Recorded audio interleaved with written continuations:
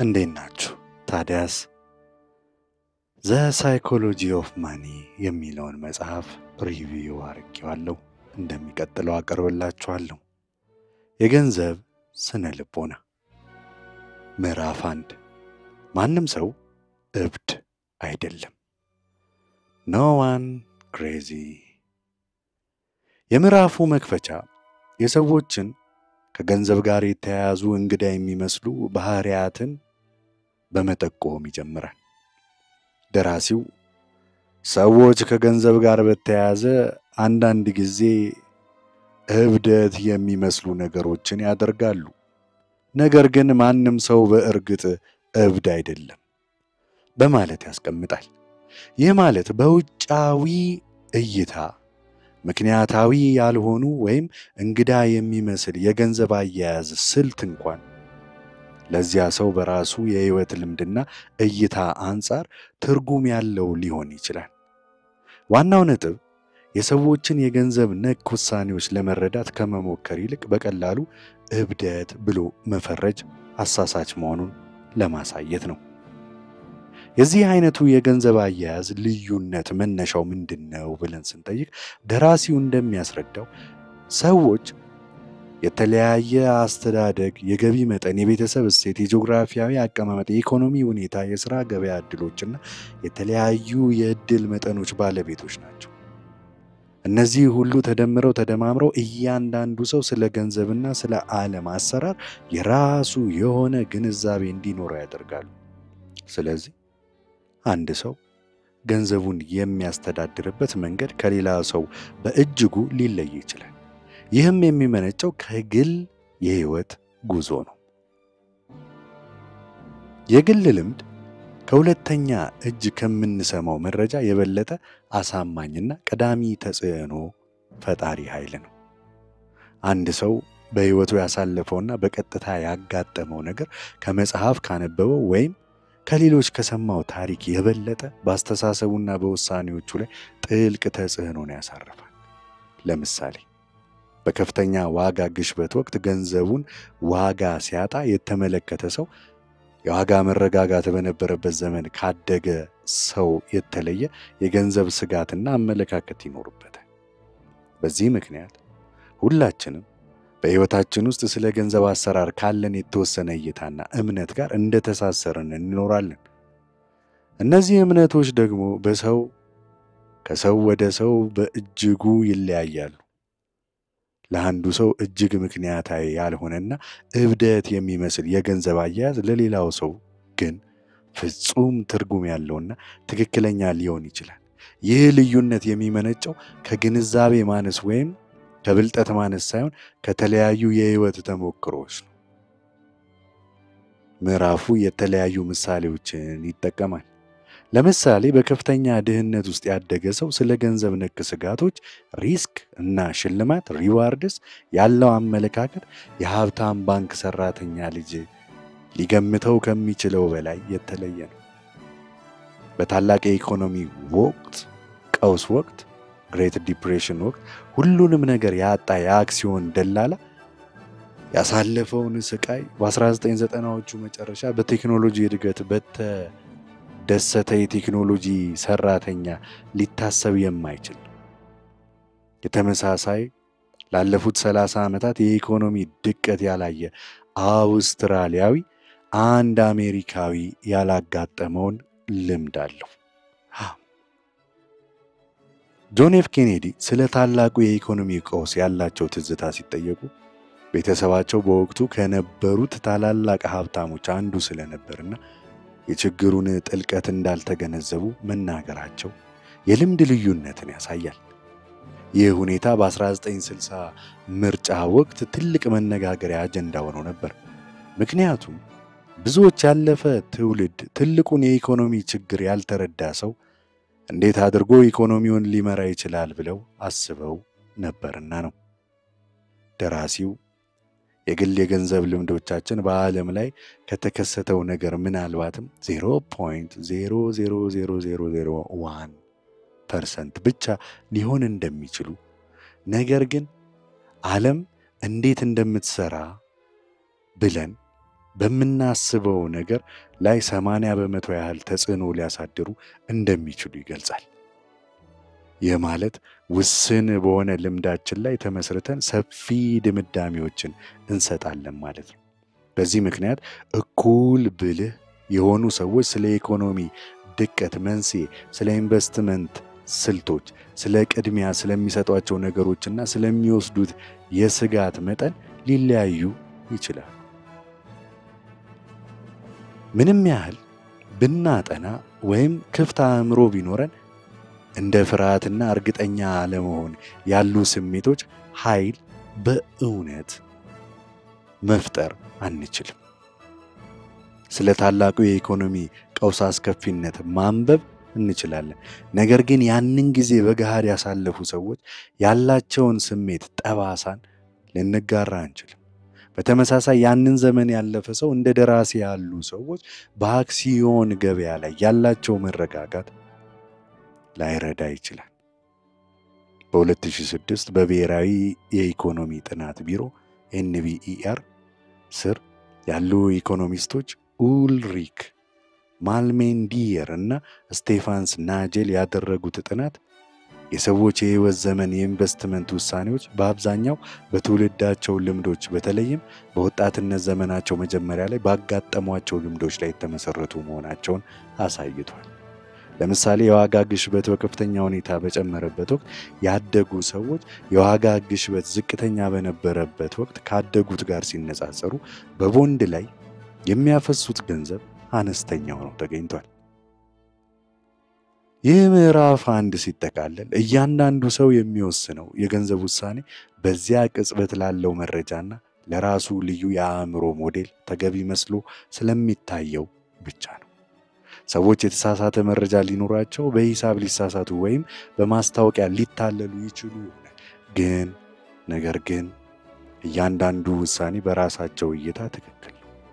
በተጨማሪም እንደ ጡረታ መውጣት፣ የኮሌጅ ትምህርት፣ የሸማቾች ዕዳ ያሉ ዘመናዊ የገንዘብ ጽንሰ ሐሳቦች በአንጻራዊነት አዲስ መሆናቸው ብዙዎቻችን በቁጠባና በኢንቨስትመንት ረገድ ደካማ እንድንሆን ማድረጉ ሊያስደንቅ አይገባም።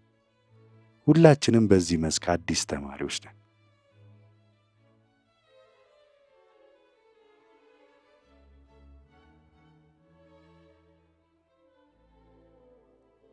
ምዕራፍ 2 ዕድልና ስጋት luck and risk። የምዕራፉ መነሻ ሐሳብ ዕድልና ስጋት እንደ እህትማማቾች መሆናቸው ነው። ሁለቱም በሕይወታችን ውስጥ ያሉ ውጤቶች ከግል ጥረታችን ውጪ በሆነ ኃይሎች እንደሚመሩ ያሳያሉ። ስኬትን ስንገመግም ምንም ነገር የሚመስለውን ያህል ጥሩ ወይም መጥፎ አይደለም የሚለው የፕሮፌሰር ስኮት ጋሎዋይ ሐሳብ ማስታወስ አስፈላጊ ነው። ምንም ነገር የሚመስለውን ያህል ጥሩ ወይም መጥፎ አይደለም። ይህ ማለት በስኬት ውስጥ የዕድል ድርሻ እንዳለ ሁሉ በውድቀትም ውስጥ ከቁጥጥራችን ውጪ የሆኑ የስጋት ሁኔታዎች ሚና ይኖራቸዋል። የቢል ጌትስ ታሪክ የዕድልን ሚና ቁልጭ አድርጎ ያሳያል። ጌትስ በዓለም ላይ ኮምፒውተር ከነበራቸው ጥቂት ሁለተኛ ደረጃ ትምህርት ቤት ተማሪዎች ውስጥ በአንዱ የመማር ዕድልን አግኝቷል። ይህ የሆነው መምህሩ ቢል ዱጋል ባሳዩት አስተዋይነትና የትምህርት ቤቱ እናቶች ማህበር በሸቀጣሸቀጥ ሽያጭ ባገኘው ገንዘብ ኮምፒውተር ለመከራየት በመወሰኑ በ1968 ዓመተ ምህረት ላይ ከነበሩ በሚሊዮን የሚቆጠሩ የሁለተኛ ደረጃ ተማሪዎች መካከል ጌትስ ይህንን ዕድል ካገኙ ጥቂት መቶ ተማሪዎች ውስጥ አንዱ ነበር። ጌት ራሱ ሌክሳይድ ባይኖር ኖሮ ማይክሮሶፍት አይኖርም ነበር በማለት የትምህርት ቤቱ ኮምፒውተር ለስኬት ምን ያህል ወሳኝ እንደነበር ይናገራል። ይህ የዕድል በሯን ሲከፍት ምን ሊፈጠር እንደሚችል ያሳያል። ጌትስ ከፍተኛ የማሰብ ችሎታ፣ ትጋትና ራዕይ የነበረው ቢሆንም በሌክሳይድ ትምህርት ቤት መማሩ አንድ በሚሊዮን የሚገኝ ዕድል አጋጣሚን እንዲያገኝ አስችሎታል። በሌላ በኩል የጌትስ የልብ ጓደኛ የነበረው ኬንት ኢቫንስ የስጋትን አስከፊ ገጽታ ያሳየናል። ኢቫንስ ልክ እንደ ጌትስና ፖል አለን በኮምፒውተር ዕውቀቱ የተካነና የቢዝነስ አስተሳሰብ የነበረው ወጣት ነበር። ሁለቱ ጓደኛሞች ወደፊት አብረው ትልልቅ ነገሮችን ለመስራት ሲያቅዱ ነበር። ኬንት የማይክሮሶፍት መስራች አጋር ሊሆንም ይችል ነበር። ነገር ግን ኬንት ኢቫንስ የሁለተኛ ደረጃ ትምህርቱን ከማጠናቀቁ በፊት በተራራ መውጣት አደጋ ሕይወቱ አለፈ። ይህ ክስተት ልክ እንደ ጌትስ እድል 1 በሚሊዮን ሊከሰት የሚችል የስጋት አጋጣሚ ነበር። ተመሳሳይ ኃይል፣ ተመሳሳይ መጠን ያለው ነገር ግን በተቃራኒ አቅጣጫ ሰርቷል። ይህ የሚያሳየው እድልና ስጋት የአንድ ሳንቲም 2 ገጽታዎች መሆናቸውን። ስለዚህ እድልን ስናምን የስጋትንም ተጽዕኖ በእኩልነት ደረጃ ልንገነዘበው ይገባል። ሁለቱም የሚከሰቱት ዓለም እጅግ ውስብስብ ከመሆኗ የተነሳ 100% ድርጊታችን 100% ውጤታችንን እንዲወስኑ ስለማይፈቅድ ነው። ከቁጥጥራችን ውጪ የሆኑ ድንገተኛ ክስተቶች እኛ ሆን ብለን ከምናደርጋቸው ነገሮች የበለጠ ተጽዕኖ ሊኖራቸው ይችላል። ኖቤል ተሸላሚ ኢኮኖሚስት ሮበርት ሺለር እና ኢንቨስትመንት ልናውቀው የማንችለው ነገር ምንድነው ተብለው ሲጠየቁ በስኬታማ ውጤቶች ውስጥ የእድል ትክክለኛ ሚናን በማለት መልሰዋል። ይህ የሚያሳየው የእድልን ሚና መለካት ምን ያህል ከባድ እንደሆነ ነው። ምንም እንኳን እድል ሚና እንደሚጫወት ብናውቅም የሰዎችን ስኬት ሙሉ በሙሉ ለእድል መስጠት ቅናትና ክፋት ሊያስከትል ይችላል።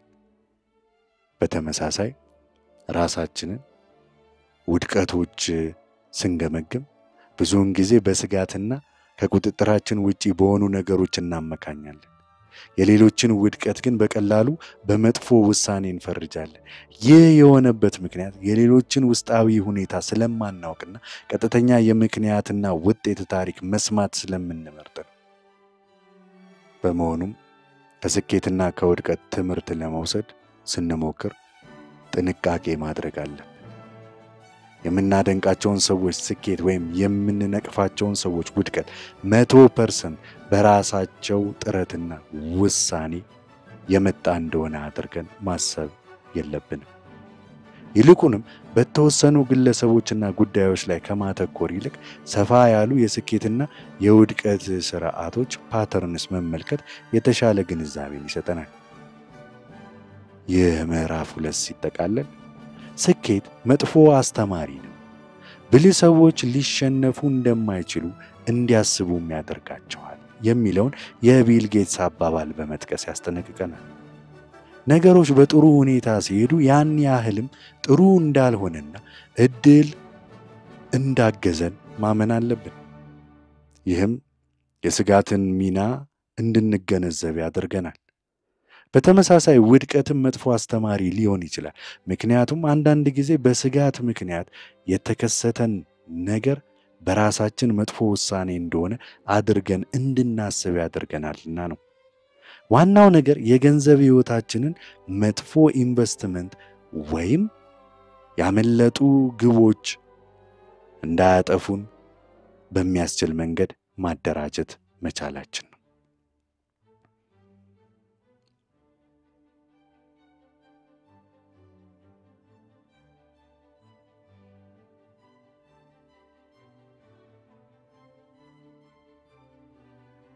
ምዕራፍ 3 መቼም አይበቃም።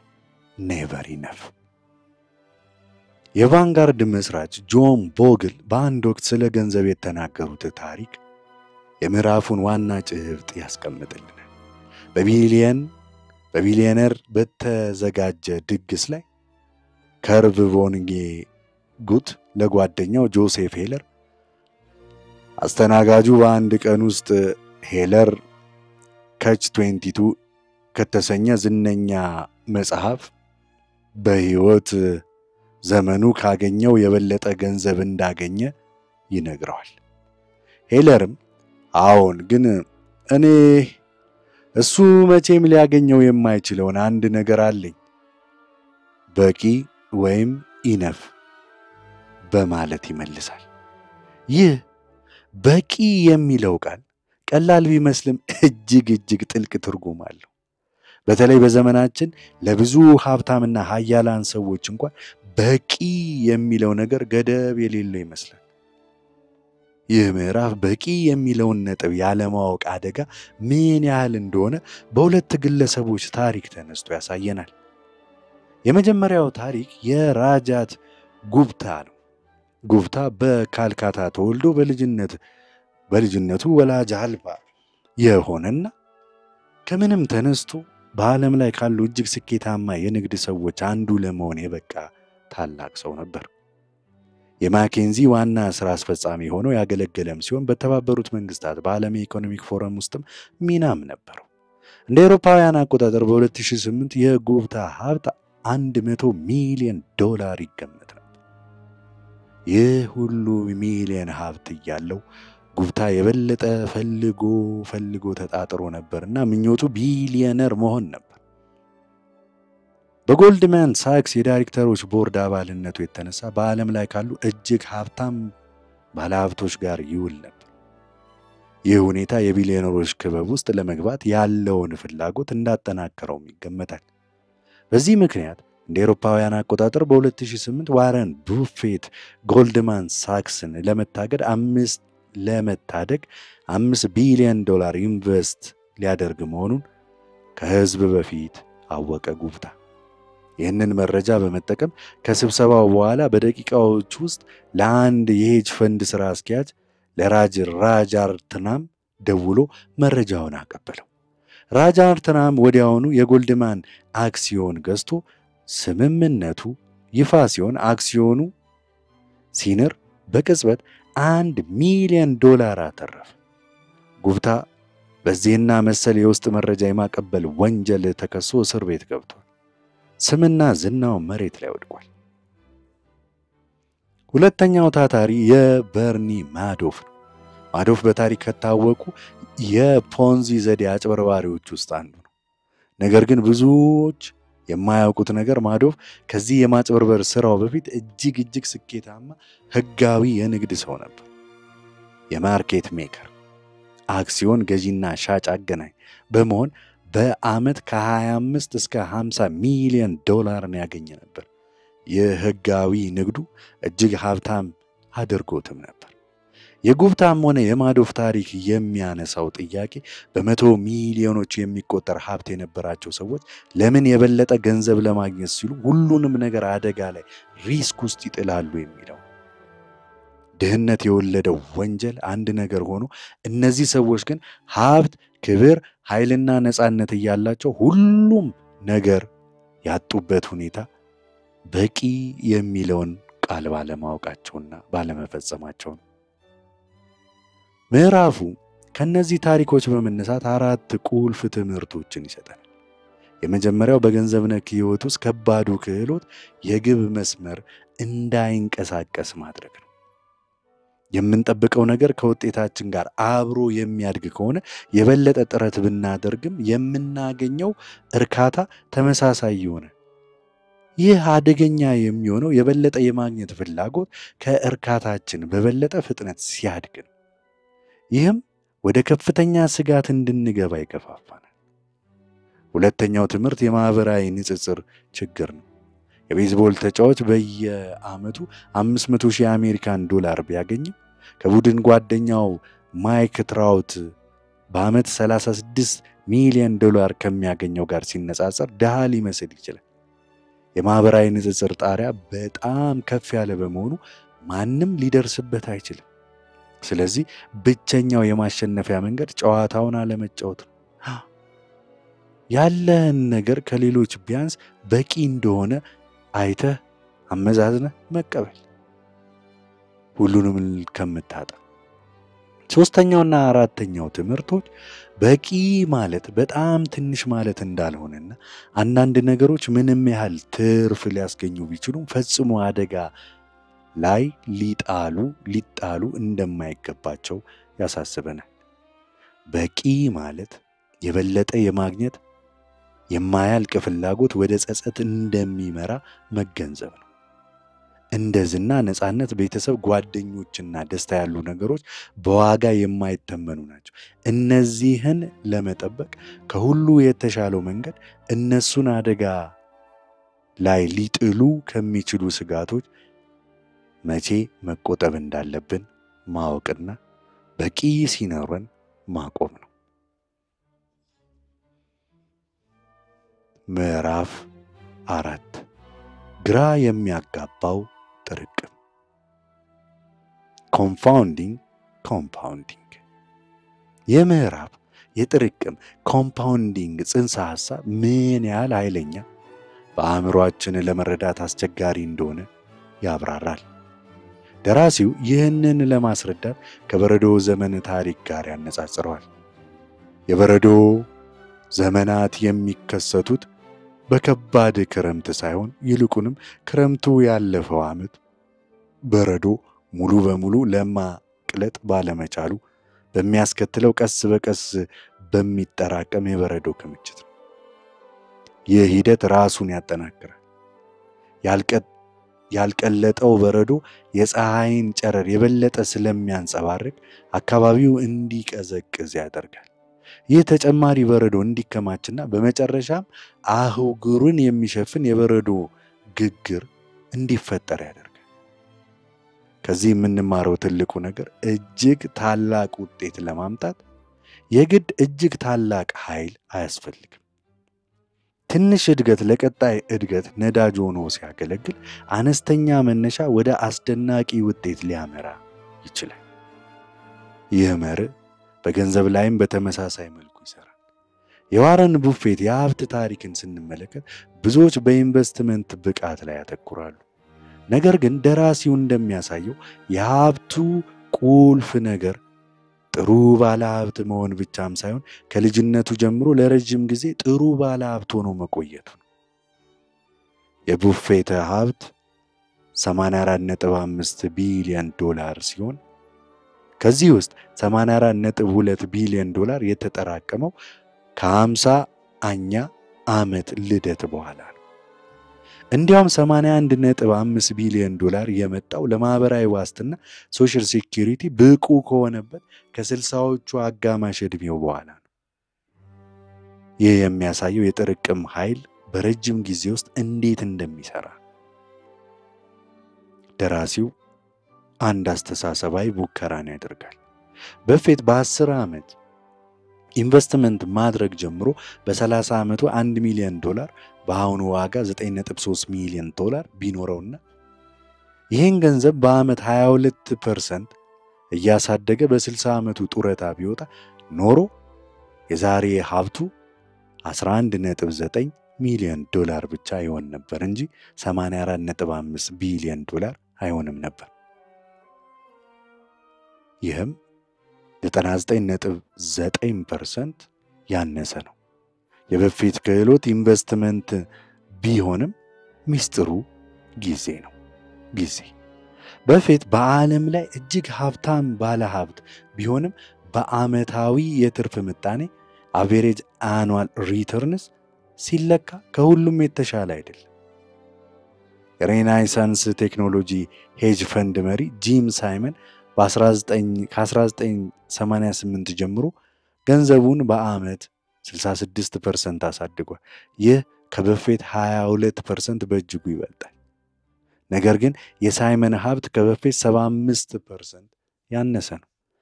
ልዩነቱ የመጣው ሳይመን የኢንቨስትመንት ስልቱን ያገኘው በ50 ዓመቱ በመሆኑና በፊት ጋር ሲነጻጸር ገንዘቡ እንዲጠራቀም ያገኘው ጊዜ በጣም አጭር በመሆኑ። ሳይመን እንደ በፊት ለ70 ዓመታት ያህል በ66% ዓመታዊ ትርፍ ቢያገኝ ኖሮ የሚኖረው ሀብት በአሃዝ ለመግለጽ የሚከብድ ይሆን ነበር። የጥርቅም ጽንሰ ሐሳብ በቀላሉ የማይገባን በመሆኑ ብዙዎቻችን ኃይሉን አቅልለን እንመለከተዋለን። አእምሮአችን ቀጥተኛ ወይም ሊኒየር አስተሳሰብ ላይ ያተኮረ በመሆኑ የገዘፈ ኤክስፖኔንሻል እድገትን ለመረዳት ይቸግረናል። ለምሳሌ 8 ሲደመር 8 ሲደመር 8 ሲደመር ብሎ መደመር ቀላል ሲሆን 8 ሲባዛ 8 ሲባዛ 8 ብሎ ግን ማባዛት አእምሮን ያፈነዳል። ይህ ሁሉ ምንም እንኳን የጥርቅም ሰንጠረዦችን አይተን ብንደነቅም በዕለት ተዕለት የገንዘብ ውሳኔዎች ላይ ተጽዕኖን ያሳድራል።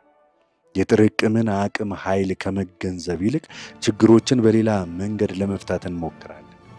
ስለ በፌት ስኬት የተጻፉ 2000 በላይ መጽሐፍት ቢኖሩ ይህ ሰው ለ3/4 ምዕተ ዓመታት በተከታታይ ኢንቨስት ሲያደርግ ቆይቷል የሚል ርዕስ ያለው መጽሐፍ የለም።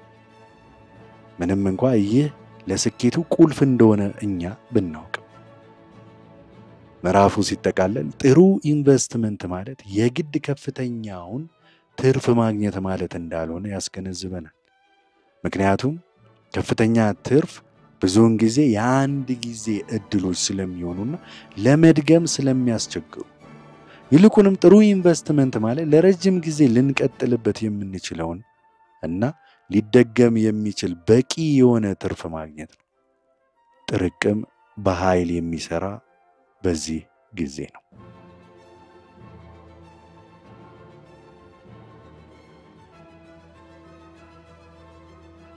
ምዕራፍ 5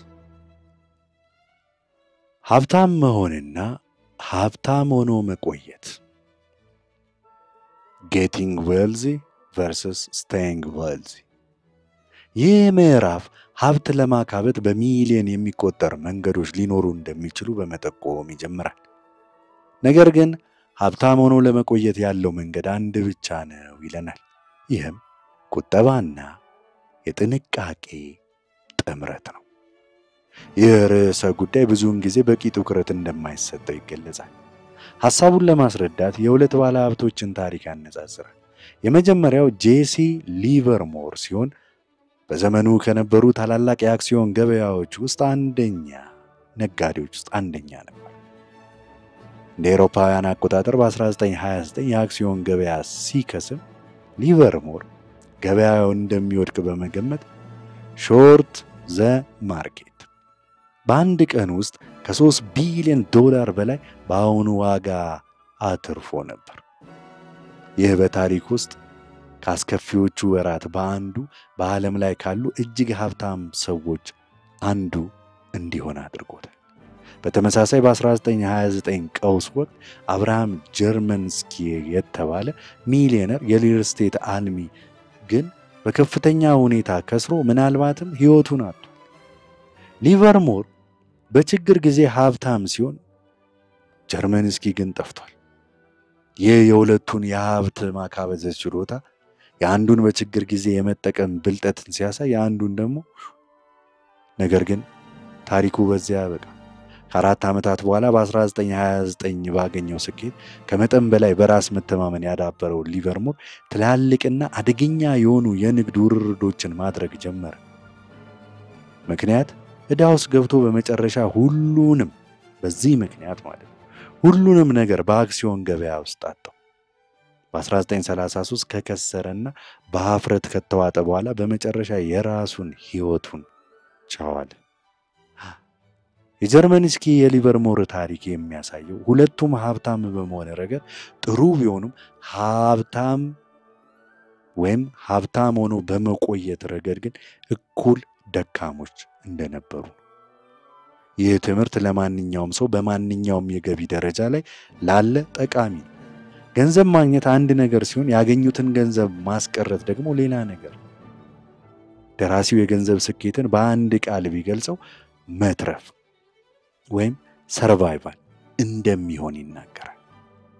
ካፒታሊዝም ከባድ ነው፣ ነገር ግን ገንዘብ ማግኘት፣ ገንዘብን ማስቀረት ሁለት የተለያዩ ክህሎቶችን ስለሚጠይቁ ነው ነገሮች ውስብስብ የሚሆኑት ይላል። ገንዘብ ማግኘት ስጋትን መውሰድ፣ ብሩህ አመለካከትና ራስን ለእድል ማጋለጥን ይጠይቃል።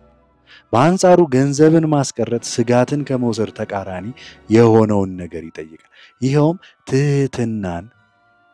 ያፈራው ሀብት በፍጥነት ሊወሰድብህ እንደሚችል መፍራትን ይጠይቃል። ያገኘው ነገር በከፊል በእድል እንደሆነ መቀበልና ያለፈው ስኬት ለወደፊቱ ላይደገም እንደሚችል ማሰብን ይጠይቃል። የማይክል ሞርቲዝ የሴኮያ ካፒታል መሪ ኩባንያቸው ለምን ስኬታማ እንደሆነ ሲጠየቁ ሁል ጊዜ ከንግድ ውጪ የመሆን ፍራቻ ነበረ በማለት የመትረፍ አስተሳሰብ አስፈላጊ መሆኑን ገልጸዋል። የመትረፍ አስተሳሰብ በገንዘብ ረገድ ቁልፍ የሆነበት ሁለት ምክንያቶች አሉ። የመጀመሪያው ግልጽ ነው። ምንም ያህል ትልቅ ትርፍ ቢኖር ራስን እስከ ማጥፋት የሚያደርስ ስጋት መውሰድ ተገቢም አይደለም። ሁለተኛው ምክንያት በምዕራፍ 4 እንደተመለከትነው የጥርቅም ወይም ኮምፓውንዲንግ አስገራሚ ሂሳብ ነው። ጥርቅም የሚሰራው አንድ ንብረት እንዲያድግ ለዓመታት እድል ከሰጡት ብቻ ነው። የዋረን ቡፌት ስኬት ዋናው ሚስጥር ይኸው ነው። ዕዳ ውስጥ አልተዘፈቀም። በ14 የኢኮኖሚ ድቀቶች ወቅት በፍርሃት አክሲዮኖች አልሸጠም።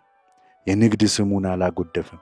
በአንድ ስትራቴጂ ወይም አመለካከት ላይ ብቻም አልተወሰነም። በሌሎች ገንዘብ ላይ አልተመካም። ራሱን አላደከመምና ራስ አላቆመም ወይም ጡረታን አልወጣም። በአጭሩ ተርፏል።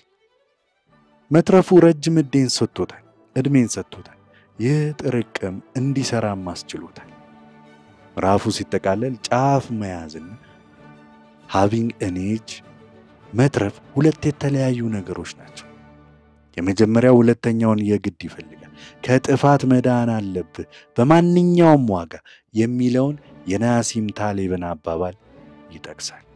ይህንን የመትረፍ አስተሳሰብ በተግባር ላይ ለማዋል 3 ነገሮችን ማድነቅ እንደሚያስፈልግ ይገልጻል።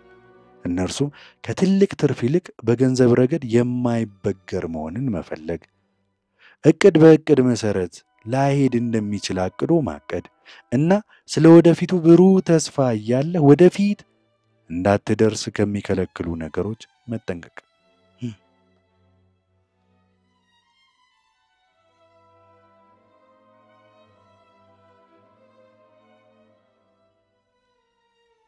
ጭራ ከመጣ ታሸንፋለህ። ቴልስ ዩ ዊን። ይህ ምዕራፍ የቢዝነስና የኢንቨስትመንት ዓለም በአብዛኛው የሚመራ ጭራ ክስተቶች ቴል ኢቨንትስ በሚባሉ ጥቂት ነገር ግን ከፍተኛ ተጽዕኖ ባላቸው ውጤቶች እንደሆነ በማስረዳት ይጀምራል። የሆራይዘን ሪሰርች የተባለ የኢንቨስትመንት ኩባንያ የታላላቅ የሥነ ጥበብ ሰብሳቢዎች ስኬትን ሲተነትን እነዚህ ሰብሳቢዎች እጅግ ብዙ የሥነ ጥበብ ሥራዎችን እንደያዙና ከነዚህ ውስጥም ጥቂቶች ብቻ ንዑስ ስብስብ እጅግ በጣም ጥሩ ኢንቨስትመንት እንደሆኑ ተገኝቷል ይላል። የነዚህ ሰብሳቢዎች ስኬት ሚስጥር እነዚህ ጥቂት ምርጥ ሥራዎች ለረጅም ጊዜ በመያዝ የፖርትፎሊዮአቸው አጠቃላይ ትርፍ በእነዚህ ምርጥ ሥራዎች ትርፍ ልክ እንዲጠጋ ማድረግ መቻላቸው ነው። ልክ እንደ ኢንዴክስ ፈንድ ሁሉንም ነገር ገዝተው ጥቂት አሸናፊዎች እስኪወጡ ድረስ በትዕግስት ጠብቀዋል። አንድ ሰብሳቢ በአብዛኛው ግዢዎቹ ላይ ቢሳሳትም ጥቂት እንደ ፒካሶ ያሉ ሥራዎች ካሉት አጠቃላይ ውጤቱ እጅግ ስኬታማ ሊሆን ይችላል። ይህ የጭራ ተጽዕኖ በብዙ የንግድና ኢንቨስትመንት ዘርፎች ላይ ይስተዋላል። ረጅም ጭራዎች ሎንግ ቴልስ የውጤቶች ስርጭት ሩቅ ጫፎች በፋይናንስ ዓለም ውስጥ ከፍተኛ የሆነ ተጽዕኖን ያሳድራሉ። ምክንያቱም አነስተኛ ቁጥር ያላቸው ክስተቶች አብዛኛውን ውጤት ሊወስኑ ይችላሉና ነው። ይህንን መገንዘብ ከባድ ሊሆን ይችላል። ምክንያቱም አንድ ባለ ሀብት ግማሽ ጊዜ ተሳስቶ አሁን ትልቅ ሀብት ሊያፈራ እንደሚችል ማሰብ ቀላል አይደለም። የዋልተር ዲዝኒ ታሪክ የዚህ ጥሩ ማሳያ ነው። ዲዝኒ በመቶዎች የሚቆጠሩ የአኒሜሽን ካርቱኖች ቢሰራም አብዛኞቹ ተወዳጅ ቢሆኑም በገንዘብ ረገድ ከሳሪዎች ነበሩ። ስኖ ዋይትስ ሰባቱ ድንክዬዎች ስኖ ዋይትስ ኤንድ ዘ ሰቨን ድዋርፍ የተሰኘው ፊልም ግን ሁሉንም ነገር ለወጠው። ታሪክ ተቀየረ። በ1938 መጀመሪያዎቹ 6 ወራት ውስጥ ያገኘው $8 ሚሊዮን ኩባንያው ከዚህ በፊት ካገኘው ከማንኛውም ገቢ እጅግ የላቀ ነበር። ይህ አንድ ፊልም የዲዝኒ ስቱዲዮን ለወጠው። ዕዳ ተከፈለ፣ ቁልፍ ሰራተኞች ቦነስ አገኙ፣ አዲስ ስቱዲዮም ተገዛ። ዳይ ለውጥ መጣ። በቢዝነስ አገላለጽ ከብዙ 100 ሰዓታት የፊልም ሥራዎች ይልቅ እነዚያ 83 ደቂቃዎች የስኖ ዋይት ፊልም ብቻ ነበሩ ወሳኝ የነበሩት። ትልቁ ትርፋማ ዝነኛ ወይም ተጽዕኖ ፈጣሪ የሆነ ማንኛውም ነገር የጭራ ክስተት ውጤት ነው።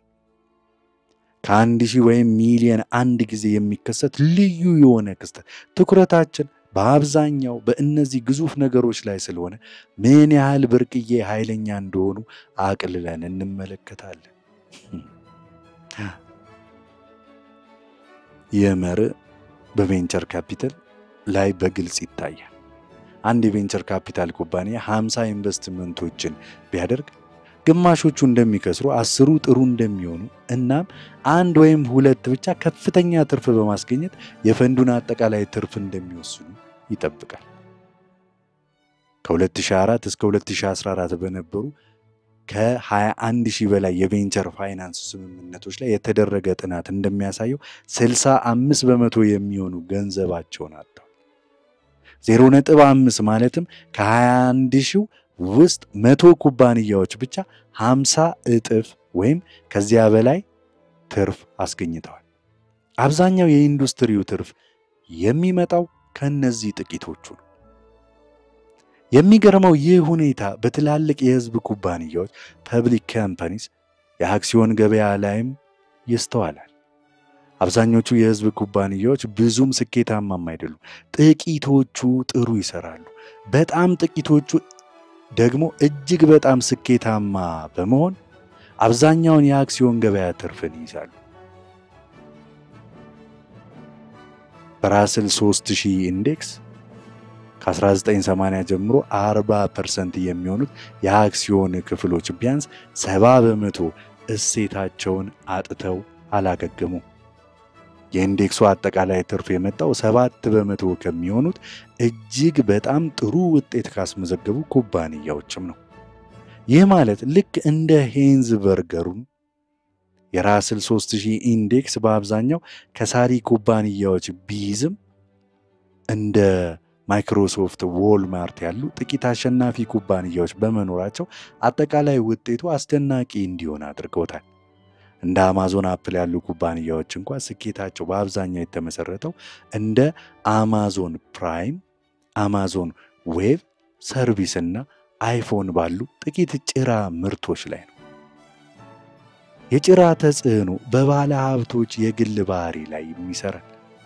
በህይወት ዘመን እንደ ባለ ሀብት የምትወስናቸው ውሳኔዎች በአብዛኛው ጊዜ ከምታደርጋቸው ነገሮች ይልቅ ሁሉም ሰው በሚደናገጥበት ጥቂት ወሳኝ ቀናት ምናልባት 1% ወይም ከዚያ በታች በምታደርገው ነገር ላይ ይመሰረታል። ለምሳሌ ከ1900 እስከ 2019 በየወሩ $1 በአሜሪካ የአክሲዮን ገበያ ላይ ኢንቨስት ያደረገ ሰው በኢኮኖሚ ድቀት ወቅት ገንዘቡን አውጥቶ በጥሬ ገንዘብ ከያዘውና ድቀቱ ሲያበቃ መልሶ ኢንቨስት ካደረገው ሰው ጂም ጋር ሲነጻጸር በእጅጉ የበለጠ ገንዘብ ይኖረዋል። ሱ በችግር ጊዜ በመረጋጋቷ ብቻ ከጂም 75% የሚበልጥ ገንዘብ አግኝታለች። ምዕራፉ ሲጠቃለል ጭራዎች ሁሉንም ነገር እንደሚመሩ ስንቀበል ብዙ ነገሮች መበላሸታቸው፣ መሰበራቸውና መውደቃቸው የተለመደ መሆኑን በግልጽ እንገነዘባለን። አንደነግጥም።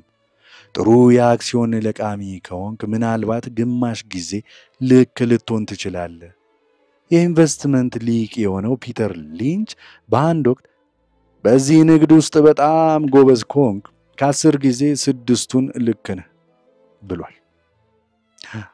ኦልሞስት ግማሹን ትሳሳታል። ስለዚህ ግማሽ ጊዜ ተሳስተህ ቢሆን ትልቅ ሀብት ማፍራት ትችላለህ ነው ውሳኔው።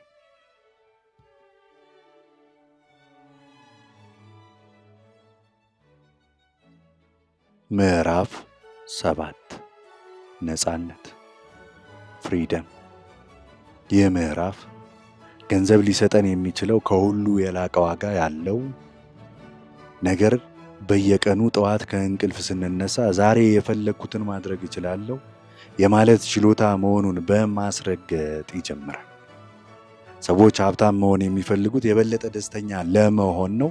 ነገር ግን ደስታ ውስብስብ ጉዳይ ቢሆንም የጋራ መገለጫው ሰዎች ሕይወታቸውን መቆጣጠር መፈለጋቸው። የፈለከውን ነገር በፈለከው ጊዜ ከፈለካቸው ሰዎች ጋር ለፈለከው ያህል ጊዜ ማድረግ መቻል በዋጋ የማይተመን ነው። ይህ ገንዘብ የሚከፍለው ትልቁ የትርፍ ድርሻ ዲቪደንድ ነው። በሚቺጋን ዩኒቨርሲቲ የሥነ ልቦና ባለሙያ የነበሩት አንገስ ካምቤል በ1981 ባሳተሙት መጽሐፍ የሰዎችን ደስታ ከገበያቸው፣ ከጂኦግራፊ አቀማመጣቸው ወይም ከትምህርት ደረጃቸው ጋር ማያያዝ እንደማይቻል ይገልጻሉ።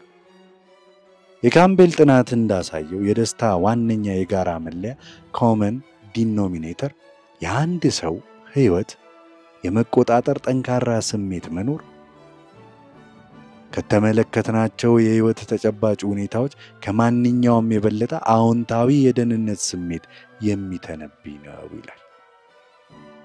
ከደሞዝህ፣ ከቤትህ ስፋት፣ ከሥራ ክብር በላይ የምትፈልገውን ነገር በምትፈልገው ጊዜ ከምትፈልጋቸው ሰዎች ጋር ማድረግ ለምትፈልገው ያህል ጊዜ መቻል ሰዎችን ደስተኛ የሚያደርገው ሰፊው የሕይወት ዘይቤ ተለዋዋጭ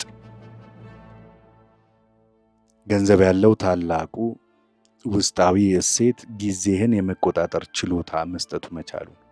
ይህ ማለት ቀስ በቀስ ካልወጣ ገንዘብ የሚመነጭ የነጻነት የራስ ገዝ አስተዳደር አውቶኖሚ ደረጃ ላይ መድረስ ሲሆን ይህም ምን ማድረግ እንደምትችልና መቼ ማድረግ እንደምትችል የበለጠ ቁጥጥር ይሰጣል። አነስተኛ ሀብት መኖር ማለት ስትታመም ለጥቂት ቀናት ከሥራ ፈቃድ ብትወስድ የገንዘብ ችግር ውስጥ አትገባም ማለት ነው። ይህንን ችሎታ ማግኘት ከሌለ ትልቅ ነገር ነው። ትንሽ ተጨማሪ ሀብት ደግሞ ከሥራ ከተባረርክ በኋላ ወዲያውኑ ያገኘውን የመጀመሪያ ሥራ ከመቀበል ይልቅ ጥሩ ሥራ እስከማገኝ እንድትጠብቅ ያክል ያስችልሃል። የ6 ወር የአደጋ ጊዜ ወጪ መሸፈኛ ገንዘብ መኖር ደግሞ ከአለቃ ጋር ባለ ግንኙነት ፍርሃትን ይቀንስላል። ምክንያቱም አዲስ ሥራ ለማግኘት ጊዜ ብትወስድ እንኳን እንደማትቸገር ታውቀዋለህ። ደራሲው በኮሌጅ ዘመኑ የኢንቨስትመንት ባንክ ሰራተኛ መሆን ይመኝ የነበረ በከፍተኛ ደሞዝ ምክንያት ብቻ እንደሆነ ይናገራል። ነገር ግን በኢንቨስትመንት ባንክ የበጋ የሥራ ልምምድ ሲጀምር የሥራው ሰዓት ምን ያህል ረጅም እንደሆነና በግል ጊዜው ላይ ምንም አይነት ቁጥጥር እንደሌለው በግልጽ ተገነዘበ። ምንም እንኳን ሥራው አእምሮአዊ ማነቃቂያ ያለው ጥሩ የሚከፈልበትና አስፈላጊ እንደሆነ እንዲሰማው ቢያደርግም እያንዳንዱ የንቃት ሰዓቶቹ በአለቆቹ ትዕዛዝ ቁጥጥር ስር መሆኑ በሕይወቱ ካጋጠሙት እጅግ አስከፊ ልምዶች አንዱ እንዲሆን አድርጎታል። የምትወደውን ነገር እንኳን መቆጣጠር በማትችልበት የጊዜ ሰሌዳ ውስጥ ማድረግ የማትወደውን ነገር እንደ ማድረግ ያህል ሊሰማህ ይችላል። የሥነ ልቦና ባለሙያዎች ይህንን ስሜት ሪአክታንስ ብለው ይጠሩታል። ሰዎች የሁኔታዎች ተቆጣጣሪ እንደሆኑ እንዲሰማቸው ይፈልጋሉ። አንድን ነገር እንዲያደርጉ ስንገፋፋቸው ኃይል እንደሌላቸው ሆኖ ይሰማቸዋል። ስለዚህ ምርጫውን ራሳቸው እንዳደረጉ ከመሰማት ይልቅ እኛ እንደወሰንላቸው ስለሚሰማቸው እምቢ ይላሉ ወይም ሌላ ነገርን ያደርጋሉ። ገንዘብን የምትፈልገውን በምትፈልገው ጊዜ ከምትፈልገው ሰው ጋር ከፈለከው ቦታ ለፈለከው ያህል ጊዜ እንድታደርግ የሚያስችል ሕይወት ለመገንባት መዋል ከፍተኛ የሆነ ጥቅም እንዳለው ስንገነዘብ የዚህ እውነታን እንረዳለን። ስኬታማ ሥራ ፈጣሪ ዴሪስ ሲቨርስ በ22 ዓመቱ $12,000 ከቆጠበ በኋላ ከሥራ ወጥቶ ሙሉ ጊዜ ሙዚቀኛ መሆን እንደቻለና ያኔ ሕይወቱ እንደተለወጠ ይናገራል። ኩባንያውን ሲሸጥ ያገኘው ተጨማሪ ገንዘብ በሕይወቱ ላይ ያን ያህል ትልቅ ለውጥ አላመጣም። ምንም እንኳን ዩናይትድ ስቴትስ በታሪክ እጅግ ሀብታም ሀገር ብትሆንም ዜጎቿ በአማካይ ከ1950ዎቹ የበለጠ ደስተኛ መሆናቸውን የሚያሳይ ብዙ ማስረጃም የለም። ይህ የሆነበት በከፊል የተሻለና ትልቅ ነገር ለመግዛት ሀብታችንን ብንጠቀምም በተመሳሳይ ጊዜ በጊዜያችን ላይ ያለንን ቁጥጥር አጥተነዋል ወይም ቀንሰነዋል። ከ1955 እስከ 2019 የአሜሪካ አማካኝ የቤተሰብ ገቢ በእጥፍ ቢጨምርም በጊዜያችን ላይ የተደረገው ለውጥ ግን ብዙም መሻሻልን አያሳይም። የዚህም ዋነኛ ምክንያት ብዙዎቻችን የምንሰራው ስራዎች አይነት መቀየራቸው ነው። የጆዲ ሮኬፌለር ስራ ቁፋሮ ወይም ዕቃ መጫን ሳይሆን ማሰብና ጥሩ ውሳኔዎችን ማድረግ ነበር። በዘመኑ አብዛኛው ስራዎች በእጅ የሚሰሩም ነበሩ። ዛሬ ግን አብዛኞቹ የአእምሮ የምንሰራቸው ስራዎች ላይ ተሰማርተናል። ይህ ማለት ስራችን ከቢሮ ስንወጣም አያልቅም። ላፕቶፖቻችንን፣ ስማርት ስልኮቻችንን ተንቀሳቃሽ በመሆናቸው ከዘመናዊ ፋብሪካ ቦታም ሳይሆን ቀኑ ራሱ ሆኗል። በዚህ ምክንያት ምንም እንኳ ከድሮ ያነሰ ሰዓት ብንሰራም 24/7 እንደምንሰራ ሊሰማን ይችላል።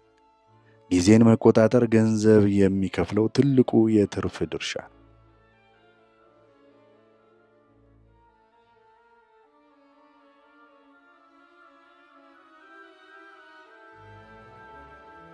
ምዕራፍ 8 በመኪና ውስጥ ያለው ሰው እንቆቅልሽ።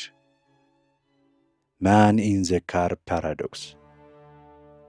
የምዕራፉ መክፈቻ የምዕራፍ 8 ደራሲው በወጣቱ በመኪና ማቆሚያ ቫሌት ሲሰራ ያየውን በማስታወስ ይጀምራል። በወቅቱ እጅግ ዘመናዊና ውድ የሆኑ እንደ ፌራሪ፣ ላምበርጊኒ፣ ሮልስ ሮይስ ያሉ መኪኖች የማሽከርከር እድል ነበረው። እነዚህን መኪኖች መንዳት ለሌሎች ሰዎች ስኬታማ፣ ብልህ፣ ሀብታም፣ ጥሩ ምርጫ ያለውና አስፈላጊ ሰው መሆንህን የሚያሳይ ጠንካራ ምልክት እንደሆነ ያስብ ነበር። ነገር ግን የሚገርመው ነገር ደራሲው እነዚህን ውድ መኪኖች የሚያሽከረክሩትን ሰዎች እምብዛም አይመለከትም ወይም ትኩረት አይሰጣቸውም ነበር። አንድ ሰው ጥሩ መኪና ሲያሽከረክር ስታይ ዋው ያ መኪና የሚያሽከረክረው ሰው እንዴት ግሩም ነው ብለህ ብዙ ጊዜ አታስብ። ይልቁንም የምታስበው ዋው እኔ እንደዚህ አይነት መኪና ቢኖረኝ ሰዎች እንዴት ያደንቁኝ ነበር የሚለው ነው። ይህ ሁኔታ አንድ እንቆቅልሽ ይፈጥራል።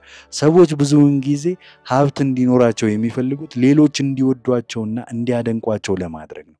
ነገር ግን በእውነታው እነዚያ ሌሎች ሰዎች ብዙውን ጊዜ አንተን ከማድነቅ ይልቅ ያንተን ሀብት የራሳቸው የመወደድና የመደነቅ ፍላጎት መለኪያ አድርገው ነው የሚጠቀሙበት። ሊትመስ ቴስት ይሆናል ማለት ነው። ደራሲው ልጁ ሲወለድ በጻፈለት ደብዳቤ ላይ ይህንን ሐሳብ አንጸባርቋል። ውድ መኪና፣ የቅንጦት ሰዓት፣ ግዙፍ ቤት እንደምትፈልግ ልታስብ ትችላለህ። ነገር ግን እውነቱን ልንገርህ፣ አትፈልጋቸውም። የምትፈልገው ከሌሎች ሰዎች ክብርና አድናቆትን ነው። ውድ ዕቃዎች ደግሞ ይህንን ያመጡልሃል ብለህ ታስባለህ። ነገር ግን ይህ ፈጽሞ አይሆንም፣ በተለይ ልታከብራቸውና ሊያደንቁ ከምትፈልጋቸው ሰዎች ዘንድ። ለልጁ ነው የጻፈለት። ይህንን ትምህርት የተማረው በመኪና ማቆሚያ ሲሰራ በፌራሪ መኪኖቻቸው ወደ ሆቴሉ የሚመጡትን ሰዎች ሲመለከት ነው። እነዚህ ሰዎች በሄዱበት ቦታ ሁሉ ሰዎች እንደሚያደንቋቸውና እነሱም ይህንን እንደሚወዱት እርግጠኛ ነበር።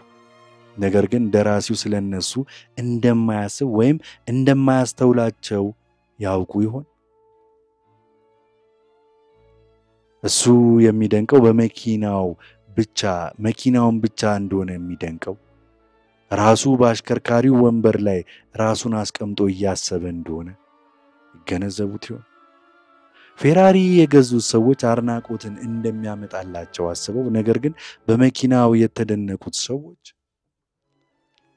ስለነሱ ስለ አሽከርካሪዎቹ ቅንጣት ታህል እንደማያስቡ ይረዱት ይሆን? ይህ ጥያቄ የውድ ዕቃዎች ማህበራዊ ተጽዕኖ ምን ያህል ውስን ሊሆን እንደሚችል ያሳያል። ይህ ተመሳሳይ ሐሳብ በትላልቅ ቤቶች ውስጥ ለሚኖሩ ሰዎችም ይሰራል። በእርግጠኝነት ይላል ደራሲው፣ ለጌጣጌጦች፣ ለልብሶች፣ አሁን የቅንጦት ዕቃዎች የሚፈጥሩ ውጫዊ ገጽታ የባለቤትነት ማንነት ሙሉ በሙሉ ላይገልጽ ይችላል ባይ ነው። የዚህ ምዕራፍ ዋነኛ ነጥብ ሀብትን መፈለግን ወይም የቅንጦት መኪናዎችን መግዛት መተው አይደለም። ደራሲው ራሱ ሁለቱንም እንደሚወድ ይገልጻል። ይልቁንም ሰዎች በአጠቃላይ በሌሎች ዘንድ መከበርና መደነቅ እንደሚፈልጉና ገንዘብን የቅንጦት ዕቃዎችን ለመግዛት መጠቀም ከምትገምተው ያነሰ አድናቆት ሊያመጣ እንደሚችል በጥቂቱ መገንዘብ ነው። ክብርና አድናቆት ግብህ ከሆኑ እንዴት እንደምትፈልጋቸው ጥንቃቄ ማድረግ አለብህ።